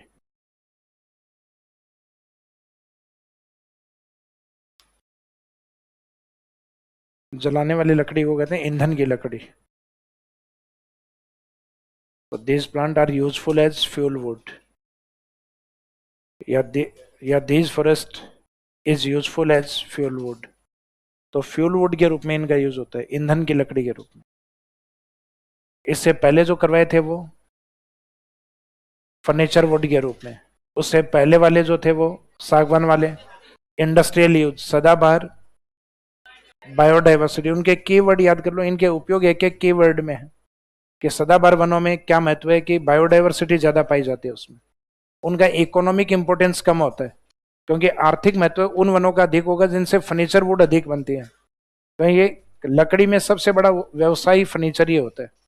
भाई आप मार्केट में पूरे में घूम के देखोगे तो वुड से रिलेवेंट सबसे बड़ा जो व्यवसाय है वो फर्नीचर वुड ही है। फर्नीचर से बनी हुई जो लकड़ियां हैं उनकी वैल्यू ज्यादा है। भाई जलाने वाली लकड़ियां हैं ये तो सस्ती मिलती हैं अपने को, लेकिन फर्नीचर में एक छोटा सा आइटम बना हुआ है उसके भी कॉस्ट काफी महंगी होती है।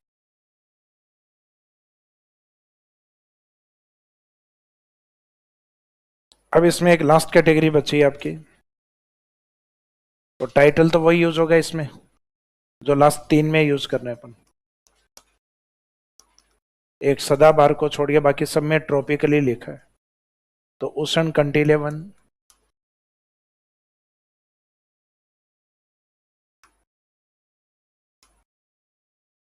मरुदभिद वन,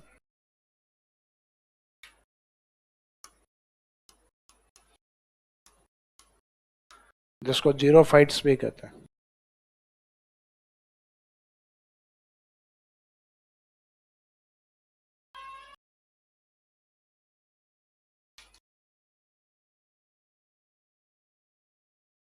ये ट्रॉपिकल थॉर्नी फॉरेस्ट यानी उष्ण कंटीले वन या कांटेदार वन, और जीरो फाइट्स।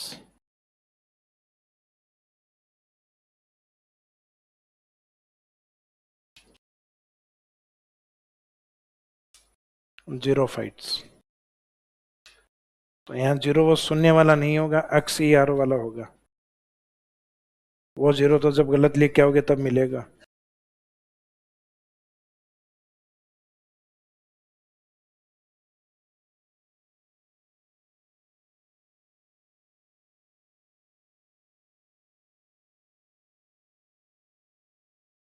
रोजवुड को सफेद केदार भी कहते हैं, नहीं ऐसा तो कुछ नहीं लिखा हुआ है कहीं।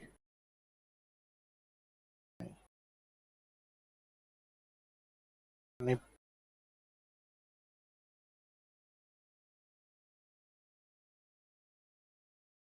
कहीं पढ़ा हुआ तो नहीं।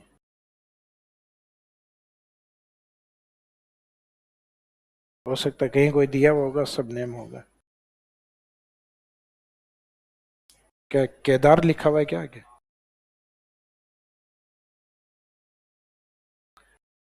तो अब इसमें एक तो जो अपनी रेनफॉल रिक्वायरमेंट क्या है, वर्षा की आवश्यकता क्या है, वो इंडिकेट कर दो। तो इनिशियल यानी जहां से स्टार्ट होती है, जीरो से 30 सेंटीमीटर, तो इसमें रेनफॉल या वर्षा में लिखे इन वनों में वर्षा की आवश्यकता 0 से 30 सेंटीमीटर, या 25 से कम भी लिखाते हो तो भी गलत नहीं है। बस ये है 30 से ऊपर नहीं जाओ, 20 से कम लिख दिया तो भी ठीक है, गलत नहीं है तब भी। यानी 0 से 30 वाले एरिया के बीच में यही मिलेंगे। तो यहाँ पे स्केल में अगर मिस्टेक कर भी दोगे, 30 से ऊपर वाली मिस्टेक मत करना, कम में कुछ भी लिख सकते हो, 0 से 20 लिखते हो तो भी गलत नहीं है। वर्षा के बाद में इसमें है क्षेत्र या एरिया, तो भौगोलिक वनों का ये कितना परसेंट है? 6%। तो this forest is 6% of the total geographical forest. ये वन कुल भौगोलिक वनों का 6% हिस्सा है। ये वन कुल भौगोलिक वनों का 6% हिस्सा, या कुल भौगोलिक वनों में इसका योगदान 6%। फिर इसके बाद में इसका एरिया या विस्तार, राजस्थान के 4 बड़े जिलों के नाम लिख दो इसमें, लिखवाए हुए ना जय बीबी जय वाले।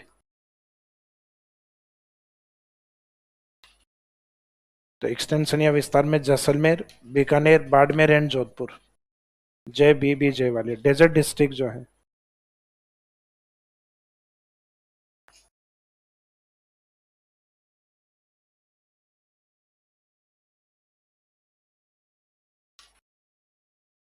विस्तार के बाद में इसमें जो प्लांट कैटेगरी यानी वृक्ष कौन कौन से हैं, वनों की श्रेणियां कौन से हैं, तो इसमें लिखो प्लांट्स, वृक्ष,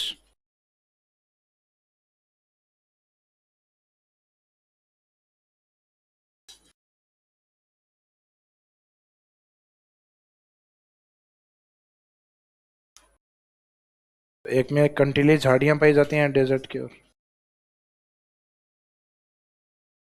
जिनको कहा जाता है थोर्नी बुश या थोर्नी श्रब। तो श्रब या झाड़ी वाले, जो छोटी झाड़ी वाले जो पार्ट। इसके अलावा कैक्टस यानी नागफनी।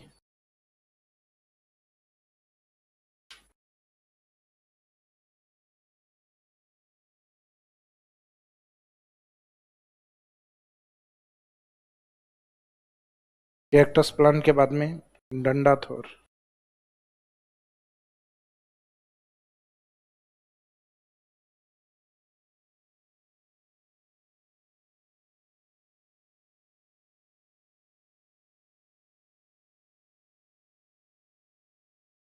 तो कंटीली झाड़ियां, कैक्टस और डंडा थोर। हिंदी में भी शब्द यही है, डंडा थोर। अब इन प्लांट का कोई खास महत्व नहीं होता, बस ये है कि डेजर्ट एरिया में जहां अधिक होंगे वहां डेजर्टिफिकेशन थोड़ा कम रहेगा। भाई बाकी ऐसा भी नहीं है कि मरुस्थलीकरण को बड़े स्तर पे, क्योंकि इनकी हाइट ही कम होती है, तो तेज विंड फ्लो आता है तो इनके ऊपर से मिट्टी उड़ जाएगी। लेकिन फिर भी जिन एरिया में है तो डेजर्टिफिकेशन थोड़ा कम करते हैं, यानी मरुस्थलीकरण को सीमित करते हैं। तो इंपोर्टेंस या महत्व में लिख सकते हो, प्रिवेंट्स डेजर्टिफिकेशन, मरुस्थलीकरण को रोकते हैं, मरुस्थलीकरण को रोकने में। तो दीज फॉरेस्टर्स प्रिवेंट्स डेजर्टिफिकेशन, ये वन मरुस्थलीकरण को सीमित करते हैं, रोकते हैं। ये वन मरुस्थलीकरण को रोकते हैं।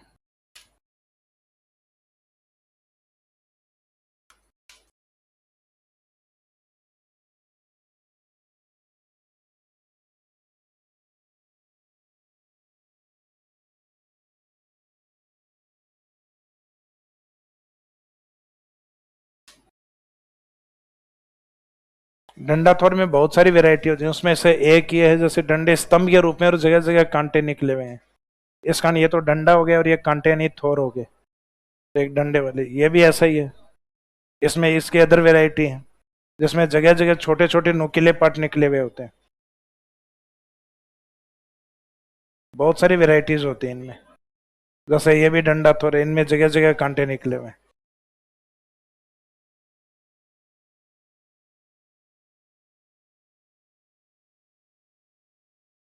ये मेडिसिन वगैरह बनती हैं इनकी।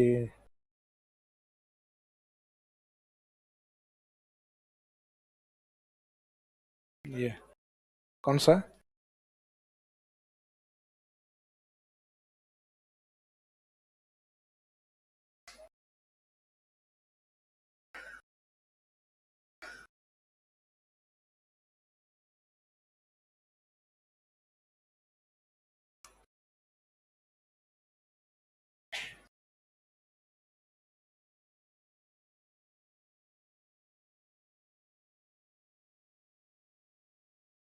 ये तो रणथंभौर में मिलेंगे आपको, इस टाइम जाओगे तब।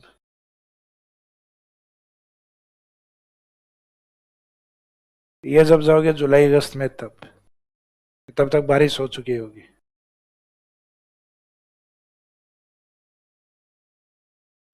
अपने रणथंभौर सवाई माधोपुर वाले एरिया में और कैला देवी वाले एरिया में खूब है ये प्लांट।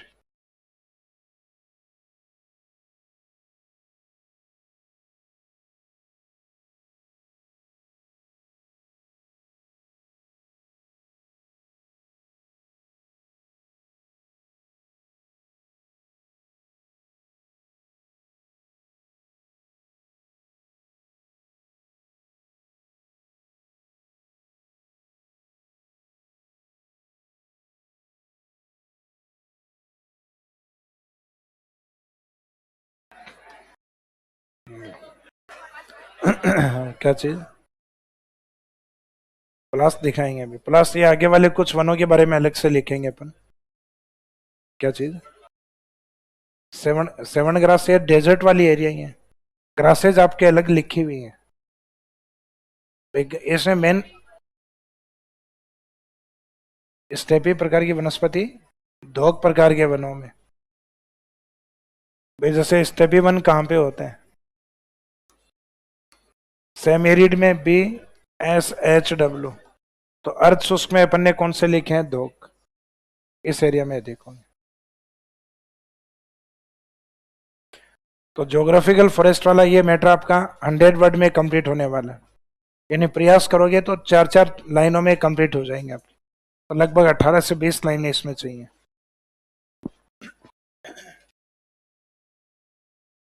ज्योग्राफिकल फॉरेस्ट में सबसे इंपॉर्टेंट है टीक फॉरेस्ट। पुराने क्वेश्चन पेपर देखोगे टीक सबसे ज्यादा पूछा हुआ है, सागवान। तो इसमें आपने जो सेकंड लिखा ना ज्योग्राफी वाले में सदाबहार के बाद, उसको इंपॉर्टेंट कर दीजिए। आरपीसी का फेवरेट रहता है टीक, सागवान।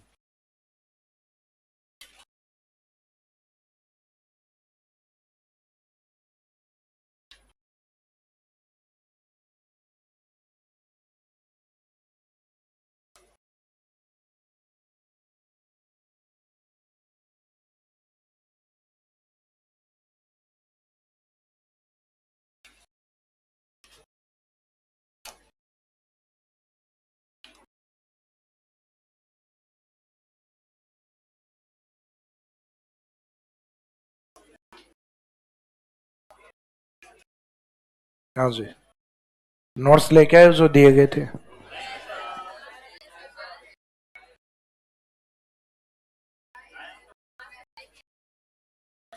तो नहीं लेकर आए तो वो आज घर पे जाके संभालना उनको। तो ये कुछ सिर्फ अभी जो अपने प्लांट लिखे हैं इनमें से कुछ इंपॉर्टेंट प्लांट है, जिन प्लांट का डिस्क्रिप्शन यानी उनकी डिटेल्स उसमें लिखी हुई है, यानी उसमें कईयों में उनके इंडिविजुअल एरिया लिखे हुए हैं, किस जिले में अधिक हैं, या कुछ एक प्लांट है उनके वैज्ञानिक नाम इंपॉर्टेंट। तो इनमें कुछ एक प्लांट है जिनके बारे में हम बातें करेंगे, वो लिखने नहीं है आपको, नोट्स वाले पार्ट में दिए हुए हैं, तो वो उस पार्ट से पढ़ने हैं आपको, वो फैक्चुअली पार्ट है आपका।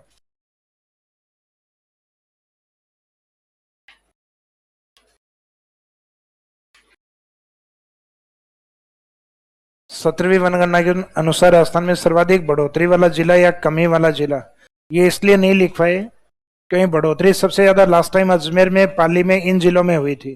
क्योंकि नई वन रिपोर्ट आई है तो नई वन रिपोर्ट वाले याद करने पड़ेंगे आपको। तो आपके 17वीं वन रिपोर्ट काम में नहीं आनी है।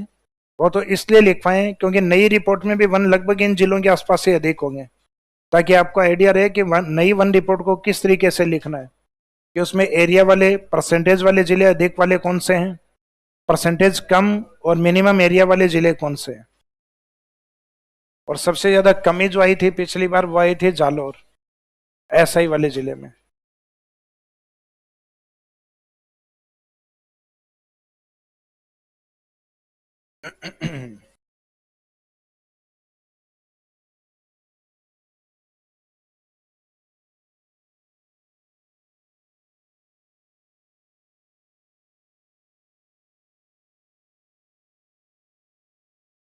आंकड़ा कौन से वनों में आता है? जीरो फाइट में आता है आंकड़ा। क्या चीज? बबूल खेत में जाके देखना। क्या चीज? केकर बोलते हैं हम, वही बबूली है केकर। ये शेखावाटी में केकर बोलते हैं इसको इधर।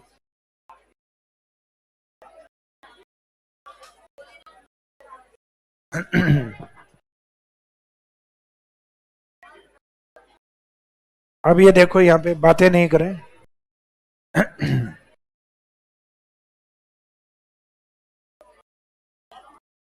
अब राजस्थान में जो प्रमुख वन संपदा है, भाई बातें नहीं करें इसका मीनिंग ये है कि बातें नहीं करें, है ना। तो प्रमुख जो वन है, इन प्रमुख वनों के अंदर एक जो बात कर रहे हैं ना उसका, एक सेकंड, जो बात कर रहे हैं आई कार्ड लेके उसको बाहर करो कंप्लीट, है ना। तो प्रमुख वन संपदा में राजस्थान में कौन कौन से प्लांट इंपॉर्टेंट हैं? तो इसके अंदर एक तो राजस्थान का राज्य वृक्ष जिसको हम क्या मानते हैं, खेजड़ी जो बोलते हैं। तो खेजड़ी के अंदर एक तो ये पता होना चाहिए इसका वैज्ञानिक नाम क्या है। तो इसको शॉर्ट में पीसी के नाम से याद किया करो, पीसी यानी प्रियंका चोपड़ा। तो बस शॉर्ट में प्रियंका चोपड़ा को भी कई बार न्यूज़पेपर में आता है ना कि पीसी की ये मूवी आने वाली है, ये रिलीज हुई, फ्लॉप मूवी हो गई, तो प्रियंका चोपड़ा को भी बोलते हैं। लेकिन प्रियंका चोपड़ा और पीसी में इसमें फर्क है, ये कंटीला वृक्ष है। तो इसको कहेंगे प्रोसोपिस सिनेरेरिया।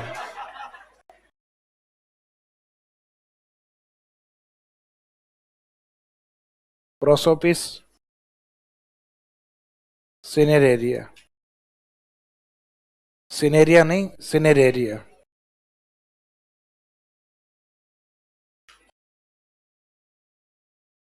तो यानी जो वैज्ञानिक नाम है प्लांट्स में, उसमें खूब गैप आते हैं, कि मीनिंग है कि उनके जो प्रॉपर वर्ड होते हैं वही लिखे हुए आते हैं। फिर खेजड़ी का बाई चांस याद भी नहीं है तो शॉर्ट नाम है ये, वैसे याद रह जाएगा। वैसे अपने कंप्यूटर को, जो पर्सनल कंप्यूटर होता है उसका भी बोलते हैं ना पीसी, तो जैसे भी याद हो वैसे याद कर लीजिए इसको शॉर्ट में, कि प्रोसोपिस और एक सिनेरेरिया। खेजड़ी राजस्थान के मुख्यतः पश्चिमी राजस्थान में अधिक पाया जाता है। आपने सुना होगा जोधपुर की ओर तो गांव भी है खेजड़ली गांव, जहाँ अमृता देवी का जो बलिदान है वो जुड़ा हुआ है वहां से। तो ये मुख्यतः जोधपुर की ओर अधिक है। चाहे खेजड़ी हो चाहे रोहिड़ा हो, दोनों वृक्ष उस साइड में अधिक होंगे। तो इंडिविजुअली डिस्ट्रिक्ट अगर देखा जाए तो सेमेरिड वाले पार्ट में नहीं, लूणी बेसिन में जोधपुर के आसपास ये अधिक है। बाकी होने को खेजड़ी राजस्थान के लगभग सभी जिलों में मिल जाएगा। ऐसा नहीं है कि किसी जिले में एक भी वृक्ष नहीं हो, राजस्थान के लगभग सभी जिलों में मिलेगा। लेकिन मोस्टली किस एरिया में, अरावली के पश्चिम में, और वहां पे भी मुख्यतः जोधपुर। तो ये वन मुख्यतः अरावली के पश्चिम में अधिक पाए जाते हैं, मुख्यतः किस जिले में, जोधपुर के आसपास अधिक। अब इसके लिए कुछ शब्द यूज करते हैं खेजड़ी के लिए।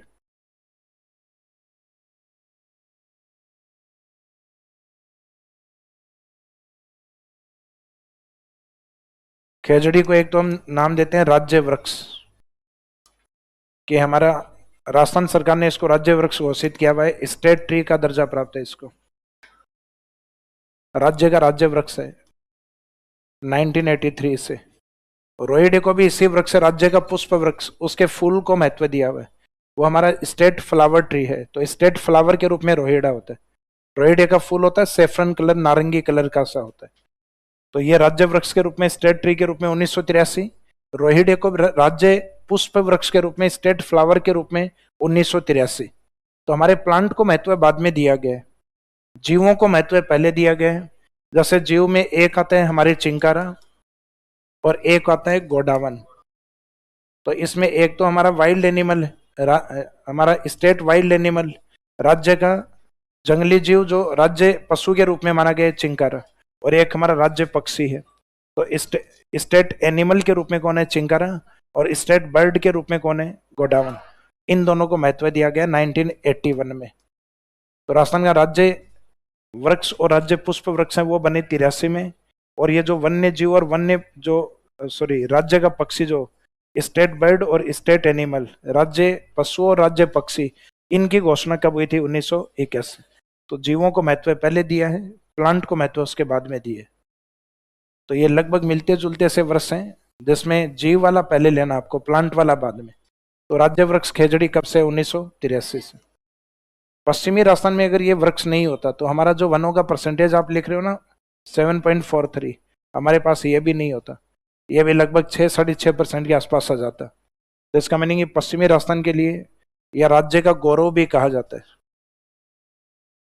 प्राइड ऑफ स्टेट, राजस्थान या राज्य का गौरव। गौरव इस आधार पे भी कहा जाता है कि इस वृक्ष को बचाने के लिए लोगों ने बलिदान भी दिए हैं। तो अमृता देवी का बलिदान भी इससे जुड़ा हुआ है। इस कारण राजस्थान इस चीज को लेकर गर्व महसूस करता है कि हमारे यहाँ के सूखे एरिया, डेजर्ट एरिया में वृक्षों को बचाने के लिए बलिदान भी दिए गए। तो इस कारण प्राइड ऑफ स्टेट या प्राइड ऑफ राजस्थान। तो राजस्थान का या राज्य का गौरव किस वृक्ष को कहा जाता है, खेजड़ी को। इसको शास्त्रों में सम्मी वृक्ष से तुलना की है। सम्मी अपने आप में एक अलग वृक्ष होता है। तो शास्त्रों में जो धार्मिक मुख्यतः अपने घरों में हवन वगैरह करवाया जाता है, उसमें पंडित जी कई प्रकार की लकड़ी लिखता है, उसमें एक समी वृक्ष भी लिखता है। कई बार आप पूछते हो समी तो नहीं मिलेगी, कहाँ से लाएं, तो वो कहते हैं खेजड़ी की ले आना। तो हमारे गांव में खेजड़ी को भी समी वृक्ष के तुल्य माना गया, यानी एक धार्मिक वृक्ष भी माना गया इसको। तो राजस्थान में समी वृक्ष किसको कहा गया, वैसे समी तो समी होगा, ये खेजड़ी किसको कहा जाएगा, खेजड़ी खेजड़ी को कहा जाएगा। तो वैसे ही समी अपने आप में समी प्लांट ही होता है, एक कैटेगरी होती है, धार्मिक वृक्ष होता है। तो इसकी उस धार्मिक वृक्ष से तुलना हुई है। तो राजस्थान के किस वृक्ष को समी कहा जाता है, खेजड़ी को। एक मोहम्मद समी अलग है और यहाँ समी वृक्ष है। गांव के अंदर इसको शेखावाटी की और ये शब्द भी यूज करते हैं, जानटी। और इसको राज्य का कल्प वृक्ष भी कहा गया है। कल्प वृक्ष ऐसा वृक्ष था जिसके बहुत सारे यूज थे। पौराणिक ग्रंथों के अंदर कल्प वृक्ष की वर्णन मिलता है कि कल्प वृक्ष है, उसके कई यूज हैं। वैसे खेजड़ी के रासायन में बहुत ज्यादा यूजेज, जैसे खेजड़ी की लकड़ी अपन एज ए फ्यूल के रूप में काम में लेते हैं, जलाने के रूप में। खेजड़ी की जो पत्ती होती है वो जमीन में गिरने के बाद फर्टिलिटी को बढ़ा देती है, और उसकी पत्तियों को अपन चारे के रूप में पशुओं को भी खिलाते हैं, तो एनिमल फॉडर के रूप में भी यूज होता है। और खेजड़ी का जो फल लगता है सांगरी, वो हमारी सब्जी के लिए उपयोगी होता है। तो ये वृक्ष हर तरीके से हमारे लिए यूजफुल होता है। तो इसकी पत्तियां भी यूजफुल हैं, इसकी लकड़ी भी है। तो ग्रामीण क्षेत्रों में इसका काफी ज्यादा इंपॉर्टेंस है। तो इसको हम कहते हैं राजस्थान का कल्प वृक्ष। जबकि आदिवासी या ट्राइबल एरिया में वैसा ही महत्व है महुआ का है। तो आदिवासियों का कल्प वृक्ष महुआ को कहा जाता है, और राजस्थान का कल्प वृक्ष, तो स्टेट के लिए आंसर खेजड़ी रहेगा, और ट्राइबल एरिया के लिए कल्प वृक्ष महुआ वृक्ष। तो ये कुछ उपनाम है जिसमें आजकल एग्जाम में ये पूछते हैं ज्यादा कि प्राइड ऑफ राजस्थान किसको कहा जाता है। तो राजस्थान का गौरव खेजड़ी है। राजस्थान का राज्य वृक्ष स्टेट ट्री के रूप में कौन है? खेजड़ी। और राजस्थान का राज्य पुष्प वृक्ष वो रोहिड़ा होता है, स्टेट फ्लावर ट्री के रूप में। तो राजस्थान में खेजड़ी मुख्यतः किस जिले में? जोधपुर। शॉर्ट में वैज्ञानिक नाम पीसी प्रोसोपिस सिनेरेरिया। भाई ये एग्जाम में प्रीलिम्स में ज्यादा इंपॉर्टेंट, मेंस में तो नहीं लिख के आओ तो भी चलेगा, क्योंकि खेजड़ी के बारे में और बहुत सारी बातें पता है, वो लिखा हो उसके अंदर। और एक राजस्थान में आर्ट एंड कल्चर हो गया आपका, तो उसमें आपको बताया होगा अपने जो गोगाजी के थान है, तो गोगाजी के थान यानी मंदिर जो होते हैं वो खेजड़ी वृक्ष, और विजयादशमी या दशहरे के ऊपर इसकी पूजा भी की जाती है, दशहरे या विजयादशमी के ऊपर। तो खेजड़ी वृक्ष, खेजड़ी प्लांट या वृक्ष वर्शिप्ड ऑन विजयादशमी, विजयादशमी को इसकी पूजा होती है। गोगा जी के थान इसके नीचे होते हैं, नीचे का मीनिंग इसकी छांव में होते हैं, जड़ों के अंदर नहीं है। क्या चीज कहा इसी से रिलेवेंट है? कल्पतरु कहा गया है। तो कल्पतरु यानी जिसके यूजेज काफी ज्यादा है। इसके बाद में दूसरा वृक्ष रोहिड़ा, ये एग्जाम में ज्यादा पूछे जाते हैं। तो रोहिड़ा, इसका भी एरिया मुख्यतः वही है खेजड़ी वाला ही, पश्चिमी राजस्थान जोधपुर की ओर अधिक है रोहिड़ा। अब जैसे अरावली के पश्चिम में जनरली जिनके घरों में लड़की का जन्म होता है, तो वो जनरली अपने बच्चों को कहते हैं जैसे बेटा आप बड़े होगे तो शादी के अंदर रोहिड़े का फर्नीचर बना के देंगे। भाई आजकल तो ट्रेंड ये आ गया है कि जगह जगह फर्नीचर मिलता है, पहले जनरली ये नहीं था। शादी के अंदर जनरली फर्नीचर देना होता है, वो भी घर में बना के फिर दिया जाता। तो पश्चिमी राजस्थान में ये ट्रेंड होता है, खेतों में अगर किसी के रोहिड़ा होता है तो आजकल तो हालांकि ये चीजें ट्रेंड है, ये लगभग समाप्त से हो गए हैं। जबकि पहले जो रोहिड़ा है इसका पश्चिमी राजस्थान में फर्नीचर की लकड़ी के रूप में यूज अधिक होता है। तो बेटी जैसे बड़ी होती तो रोहिड़ा भी बड़ा होता, तिलक की तरह, टीके की तरह, टीको मेला।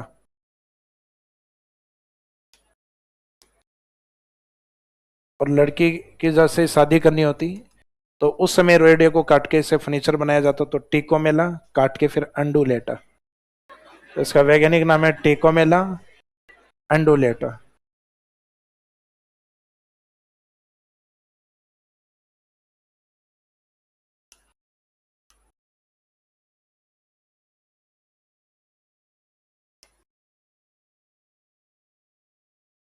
तो ये इसका वैज्ञानिक नाम होता है टिकोमेला अंडुलेटा। किस क्षेत्र में अधिक होता है? जोधपुर। दर्जा ही इसको एक तो राज्य पुष्प पुष्प वृक्ष का, ये शब्द इसमें एक्स्ट्रा ऐड हुआ है, ये अगर हटा लिया जाए तो आंसर खेजड़ी रहेगा। स्टेट ट्री या राज्य वृक्ष कौन है? खेजड़ी। और राज्य का पुष्प वृक्ष यानी स्टेट फ्लावर जो ट्री है उसके रूप में हम किसको मानते हैं? रोहिड़े को। यानी राज्य का पुष्प रोहिड़े को माना जाता है। तो रोहिड़े को, प्रॉपर रोहिड़े को तो नहीं, उसके फूल को माना जाता है। इसका बोला गया स्टेट फ्लावर के रूप में किसका फ्लावर लिया गया है? रोहिड़े को लिया गया। इसको कहा गया है मरु सागवान। सागवान को इंग्लिश में क्या बोलते हैं? टीक। तो इसको मरु टीक भी बोल देते हैं कई बार, हिंदी में भी टीक लिखा हुआ जाता है। तो मरु टीक या मरु सागवान इसलिए कहा जाता है क्योंकि इसकी लकड़ी का यूज सागवान की तरह किस में होता है? तो इसका मीनिंग है कि डेजर्ट में अपने फर्नीचर वुड है वो रोहिड़े की ज्यादा यूज होती है। तो पश्चिमी राजस्थान या मरुस्थलीय क्षेत्रों में मुख्यतः फर्नीचर वुड में कौन काम आता है? रोएडा। इसका ये मरु टीक या मरु सागवान के रूप में। तो इसके ये दो उपनाम है, एक तो इसको स्टेटस दिया है स्टेट ने, राज्य सरकार ने, और दूसरा फर्नीचर के कारण इसको मिला है सागवान, मरु सागवान। फिर अपने जो अरावली के पश्चिम में जो इंपॉर्टेंट प्लांट है उसमें जो जिन दो को स्टेटस मिला हुआ है दोनों के दोनों जोधपुर में अधिक हैं, जिन पे अभी अपन ने बात की है। राज्य वृक्ष खेजड़ी और राज्य पुष्प वृक्ष रोहिड़ा।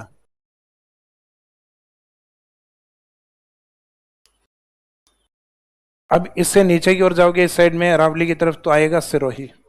सिरोही वाला जो वृक्ष है वो लिख लिया आपने ऑलरेडी, सदाबहार में लिखा हुआ है, डिक्लीपटेरा आबुएंसिस। तो इसका तो ऑलरेडी वैज्ञानिक नाम ही आपको याद है, वैसे नाम देख के ही पता लग जाएगा आबू। ये कहां पर है? आबू में सदाबहार वनों का एग्जाम्पल। तो डिक्लीपटेरा आबुएंसिस यूज होता है मेडिसिनल प्लांट के रूप में, इसका औषधि महत्व है अधिक, मेडिसिनल प्लांट के रूप में ज्यादा उपयोगी।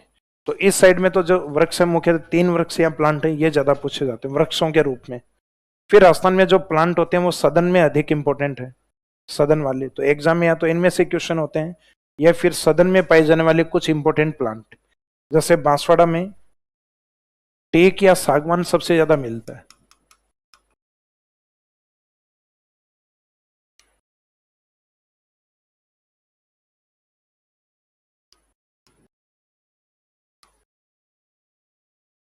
साइंटिफिक नेम होता है टिक्टोना ग्रांडिस। तो ये टिक शब्द है, उस टिक से इंग्लिश में सब निकलता है इसका टिक, हालांकि वो अलग रहता है स्पेलिंग टिक। बाकी बॉटनिकल नेम होता है टिक्टोना ग्रैंडिस। तो टिक्टोना जो ग्रैंडिस है, वैज्ञानिक नाम याद रखने की आवश्यकता नहीं है इसमें। इसमें तो ये याद रखो राजस्थान के किस जिले में अधिक है, तो सदन में सबसे ज्यादा पाया जाता है बांसवाड़ा में। और इसके टच में इधर एमपी है जहां मैंने आपको बताया था सागवान सबसे ज्यादा होते हैं, जिनको इधर क्या बोलते हैं? सागौन वृक्ष भी बोलते हैं। तो सागौन वही है जो इंडिया में सबसे ज्यादा, एमपी में सागवान जो है। तो इसमें एक तो ये पूछा जाता है कि सागौन वन राजस्थान में किस क्षेत्र में अधिक है? बांसवाड़ा जिले के तौर पे बांसवाड़ा में सबसे ज्यादा है। बाकी पूरा बेल्ट है बांसवाड़ा, डूंगरपुर, प्रतापगढ़, चित्तौड़गढ़, कोटा, झालावाड़, बारां, ये एमपी के बॉर्डर पे जितने भी जिले उन सब में पाया जाता है। क्योंकि जैसे जैसे हम एमपी की ओर एंट्री करेंगे रोडों के दोनों ओर आपको सागवान वृक्ष मिलेंगे आपको। तो एमपी में सबसे ज्यादा टीक फॉरेस्ट है। तो इस बॉर्डर वाले एमपी वाले बॉर्डर पे ज्यादातर ये सागवान ही होता है, वागड़ और हाड़ौती के अंदर। लेकिन इन सब में किस जिले में सबसे ज्यादा है? आंसर रहेगा बांसवाड़ा। तो ये इंडिविजुअली पूछा जाता है एग्जाम में। और यूज क्या होता है ये आपको पता है, ये फर्नीचर वुड के रूप में उपयोग होता है इसका, फर्नीचर की लकड़ी बनाने में यूज है। अब जैसे ही बांसवाड़ा से ऊपर की ओर आओगे आप डूंगरपुर की ओर, तो वहां लीकर या शराब बनाने वाला एक वृक्ष मिलेगा, महुआ वृक्ष। महुआ को स्टेटस दिया, एक टैग दिया जाता है आदिवासियों का कल्प वृक्ष। राजस्थान का कल्प वृक्ष खेजड़ी, और कल्प वृक्ष ऑफ ट्राइब्स आदिवासियों का कल्प वृक्ष महुआ।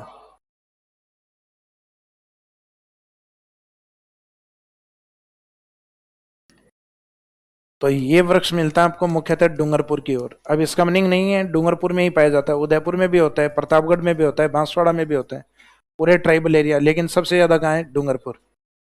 और इस वृक्ष की जो छाल होती है, जैसे ही मैंने आपको बताया था, इसकी जो बाक या छाल जो होगी, उस बाक का यूज या छाल का यूज किस में होगा? मेडिसिनल, औषधीय महत्व है, इससे मेडिसिन बनाई जाती है। जबकि इसके फ्लावर या जो फूल होते हैं वो लेकर के रूप में यूज होती है, शराब बनाई जाती है उससे। तो महुआ के किस, अब कुछ इंपॉर्टेंट प्लांट है जिनके पार्ट पूछे जाते हैं, जैसे महुआ के किस हिस्से से लेकर या शराब बनती है?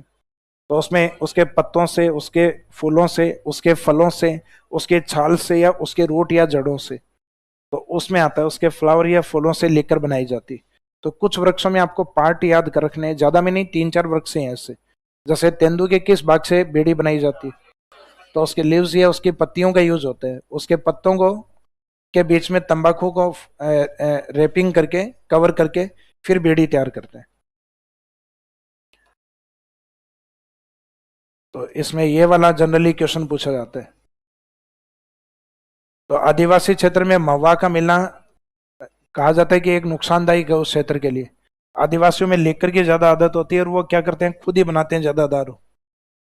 और मवा के कहा जाता है कि जो दारू होती है बहुत ज्यादा नशीली होती है, और धीरे धीरे लोगों में एडिक्शन इतना ज्यादा आ जाता है, इसको छोड़ नहीं पाते।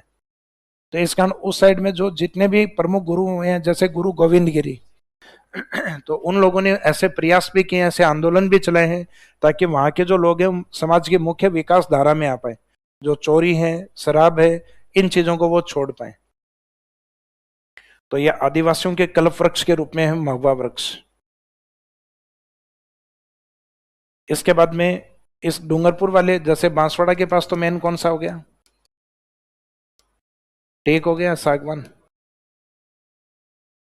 डूंगरपुर के पास अपना मुख्य वृक्ष महुआ वृक्ष। सामने प्रतापगढ़। प्रतापगढ़ मुख्यतः किस जिले से अलग हुआ था, तो ये प्रतापगढ़, चित्तौड़, फिर आगे चलता है हाड़ौती। तो इस एरिया में पाया जाता है मुख्यतः तेंदू।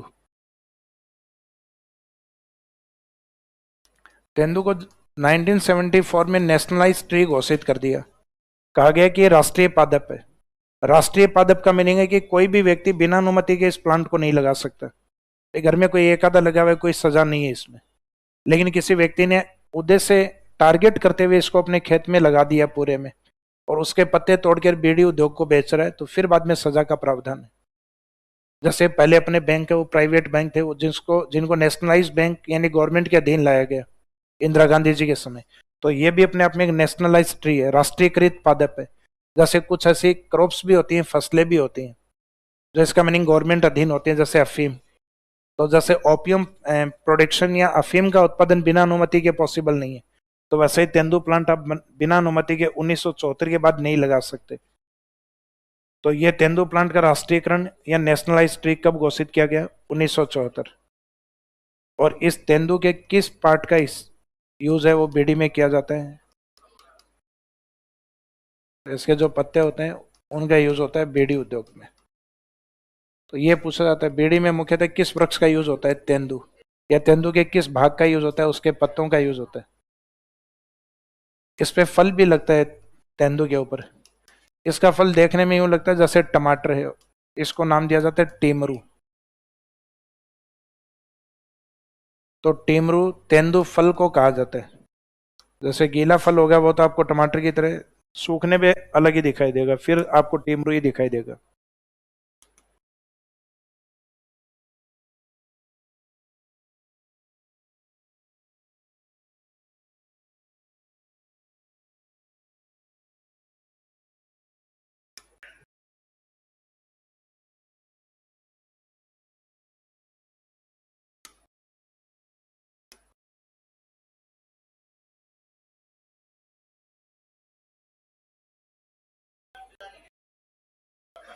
क्या अलग लिख, टेमला लिख दिया क्या।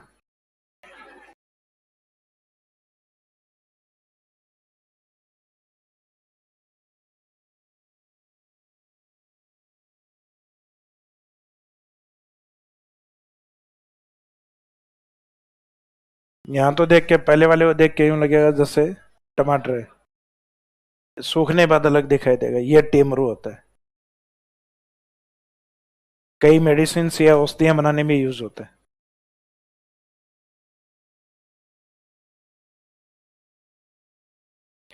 तो राजस्थान के सदन वाले तीनों जिले इंपोर्टेंट प्लांट के लिए, साग बांसवाड़ा है वो सागवान के लिए, डूंगरपुर है वो मवा वृक्ष जिससे शराब बनाई जाती। इसका वैज्ञानिक नाम भी पूछा जा सकता है। जैसे शराब को या लेकर को लेकर, लेकर कहाँ परोसी जाती है, बार में। बार को हिंदी में क्या बोलते हैं, मधुशाला। Very good.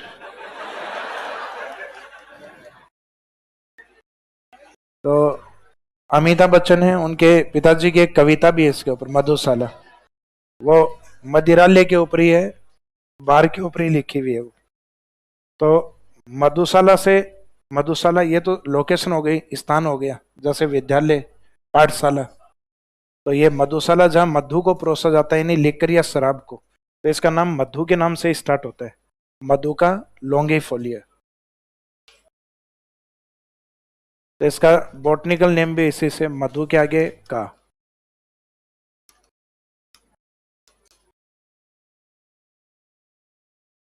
तो मधुका लॉन्गिफोलिया, ये इसका वैज्ञानिक या बॉटनिकल नेम होता है।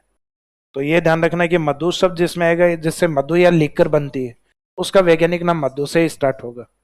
तो नाम इसका आसान ही है भाई। मेंस में नहीं लिखते हो कोई बड़ी बात नहीं, लेकिन प्रीलिम्स में कम से कम याद रहे कि साइंटिफिक नेम पूछा गया इसका मधु से।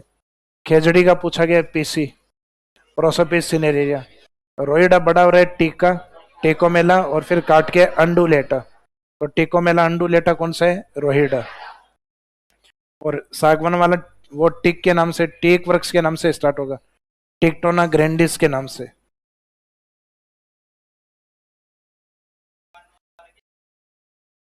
क्या चीज? मवा वृक्ष की? नहीं, ऐसी कोई बाउंडेशन नहीं है, लेकिन आप उसके लेकर या शराब नहीं बना सकते भाई। शराब तो आप जैसे ग्रामीण क्षेत्रों में किसी भी प्लांट के नहीं बना सकते, क्योंकि शराब अपने आप में एक उद्योग है, लाइसेंस वाला उद्योग है। बिना लाइसेंस की अनुमति ये पॉसिबल नहीं। जैसे गांव में कई है ना, झाड़ी, बबूल, इनकी छाल से भी बना डालते हैं। हाँ। देश में साइंटिस्ट कम नहीं है अपने। तो ये अपने सदन वाले डिस्ट्रिक्ट, बांसवाड़ा सागवान, डूंगरपुर महुआ, प्रतापगढ़, चित्तौड़गढ़, तेंदू। इसके ऊपर आता है मेवाड़ का मुख्य पार्ट, उदयपुर और चित्तौड़। उदयपुर और चित्तौड़ की ओर एक वृक्ष पाया जाता है जिसको हम कहते हैं खेर वृक्ष। जो खेर प्लांट होता है, उस खेर प्लांट की छाल का यूज किया जाता है। उसके bark या छाल है, उसको हांडी में डाल के और उसकी छाल को घोलते हैं। घोल के एक पदार्थ बनाया जाता है जिसको कहा जाता है कत्था। कत्था बनाने वाली जनजाति को कलर इसका कत्थे का ऐसा होता है, ये वाला। आपको ध्यान हो तो मैंने चूना पत्थर बताया था ना जिस टाइम, उस टाइम शायद बताया, चूना पत्थर का जो यूज होता है वो तंबाकू के साथ होता है। जैसे पुराने मूवी शोले मूवी देखी होगी आपने, तो उस मूवी के अंदर वो गब्बर सिंह अपने साइड में से निकालते हैं तंबाकू, और फिर वो लगा के वो तंबाकू को यूं मसलता है ना, फिर पूछता है कितने आदमी थे। तो इसका मीनिंग है चूने का यूज खाने में भी यूज होता है, यानी तंबाकू के साथ इसका यूज होता है, पान के साथ चूने का यूज होता है। जब ये पान वाला तो जैसे मुंह में छाले होते हैं तो चूना नहीं लगाता, और वैसे पूछ के लगाता है, भाई साहब चूना लगा दूं क्या? सिर्फ एक पान वाला है जो पूछ के लगाता है, बाकी दुनिया बिना पूछे लगाती है। तो मीनिंग है कि कथा जिस वृक्ष से बनता है वो खेर होता है जिसके छाल से बनाया जाता है, और बनाने वाली जनजाति अपने आप में काथोड़ी जनजाति। तो ये पूछा जाता है कि काथोड़ी जनजाति के द्वारा कथा किस क्षेत्र में अधिक तैयार होता है। इसमें डिस्ट्रिक्ट आते हैं उदयपुर और चित्तौड़। तो ये कत्थे या प्रोडक्ट के इसके उत्पाद के कारण इसका नाम क्या है? कथोड़ी। तो कथोड़ी या काथोड़ी ट्राइब है, मुख्यतः महाराष्ट्र की ओर ज्यादा है ये। महाराष्ट्र की ओर कत्थे का जो व्यापार वगैरह है वो मुख्यतः सप्लाई जो यूपी की ओर अधिक करती है। ये जो आता है ना अपना पार्ट बनारस वगैरह, ये तो बनारस, अमिताभ बच्चन का एक प्रसिद्ध गाना भी है, खाई के पान बनारस वाला। तो पान के अंदर कत्थे का यूज अधिक होता है।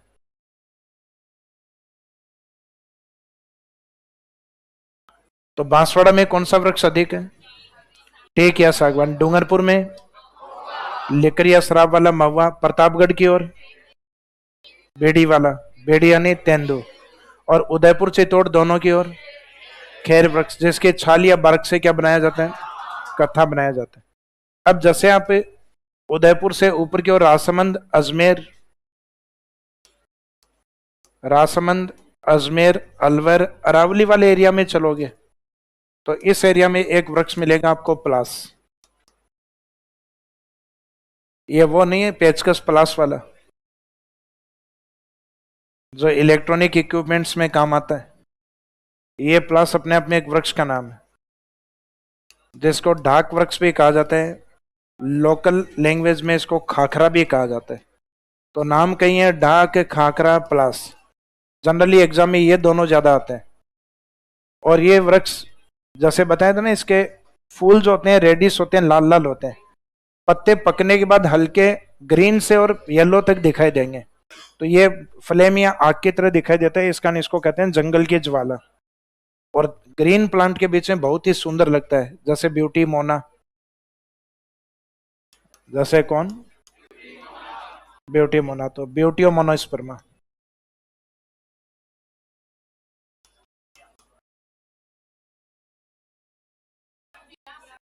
अच्छा, ब्यूटी मोनोस्पर्मा।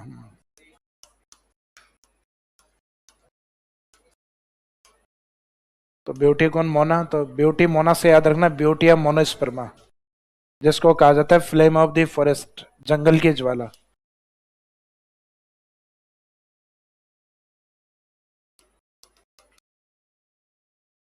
जंगल की आग या जंगल की ज्वाला, कई तो इसकी तारीफ में भी लिखाते हैं कि इन वृक्षों से जंगल में आग लग जाती है। कोई आग वाग नहीं लगती है इनसे, इनके जो फूलों के रंग होते हैं उसके आधार पे इनका ये नाम होता है। आग लगती है बेम्बू से, जहाँ बांस वगैरह होते हैं उनके टकराने से वनों में, फॉरेस्ट में आग लगती है।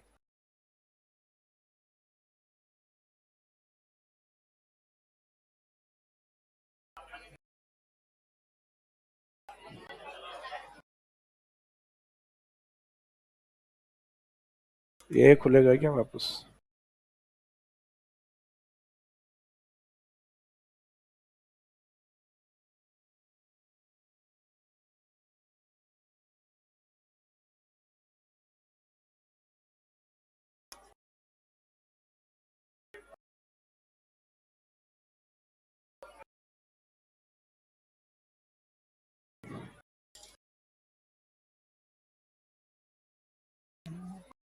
ये होता है प्लास। प्लास के जो फूल होते हैं इनको कर्सिंग करके, इसे फूलों को पीस कर और इनसे नेचुरल कलर बनाया जाता है, प्राकृतिक रंग बनते हैं।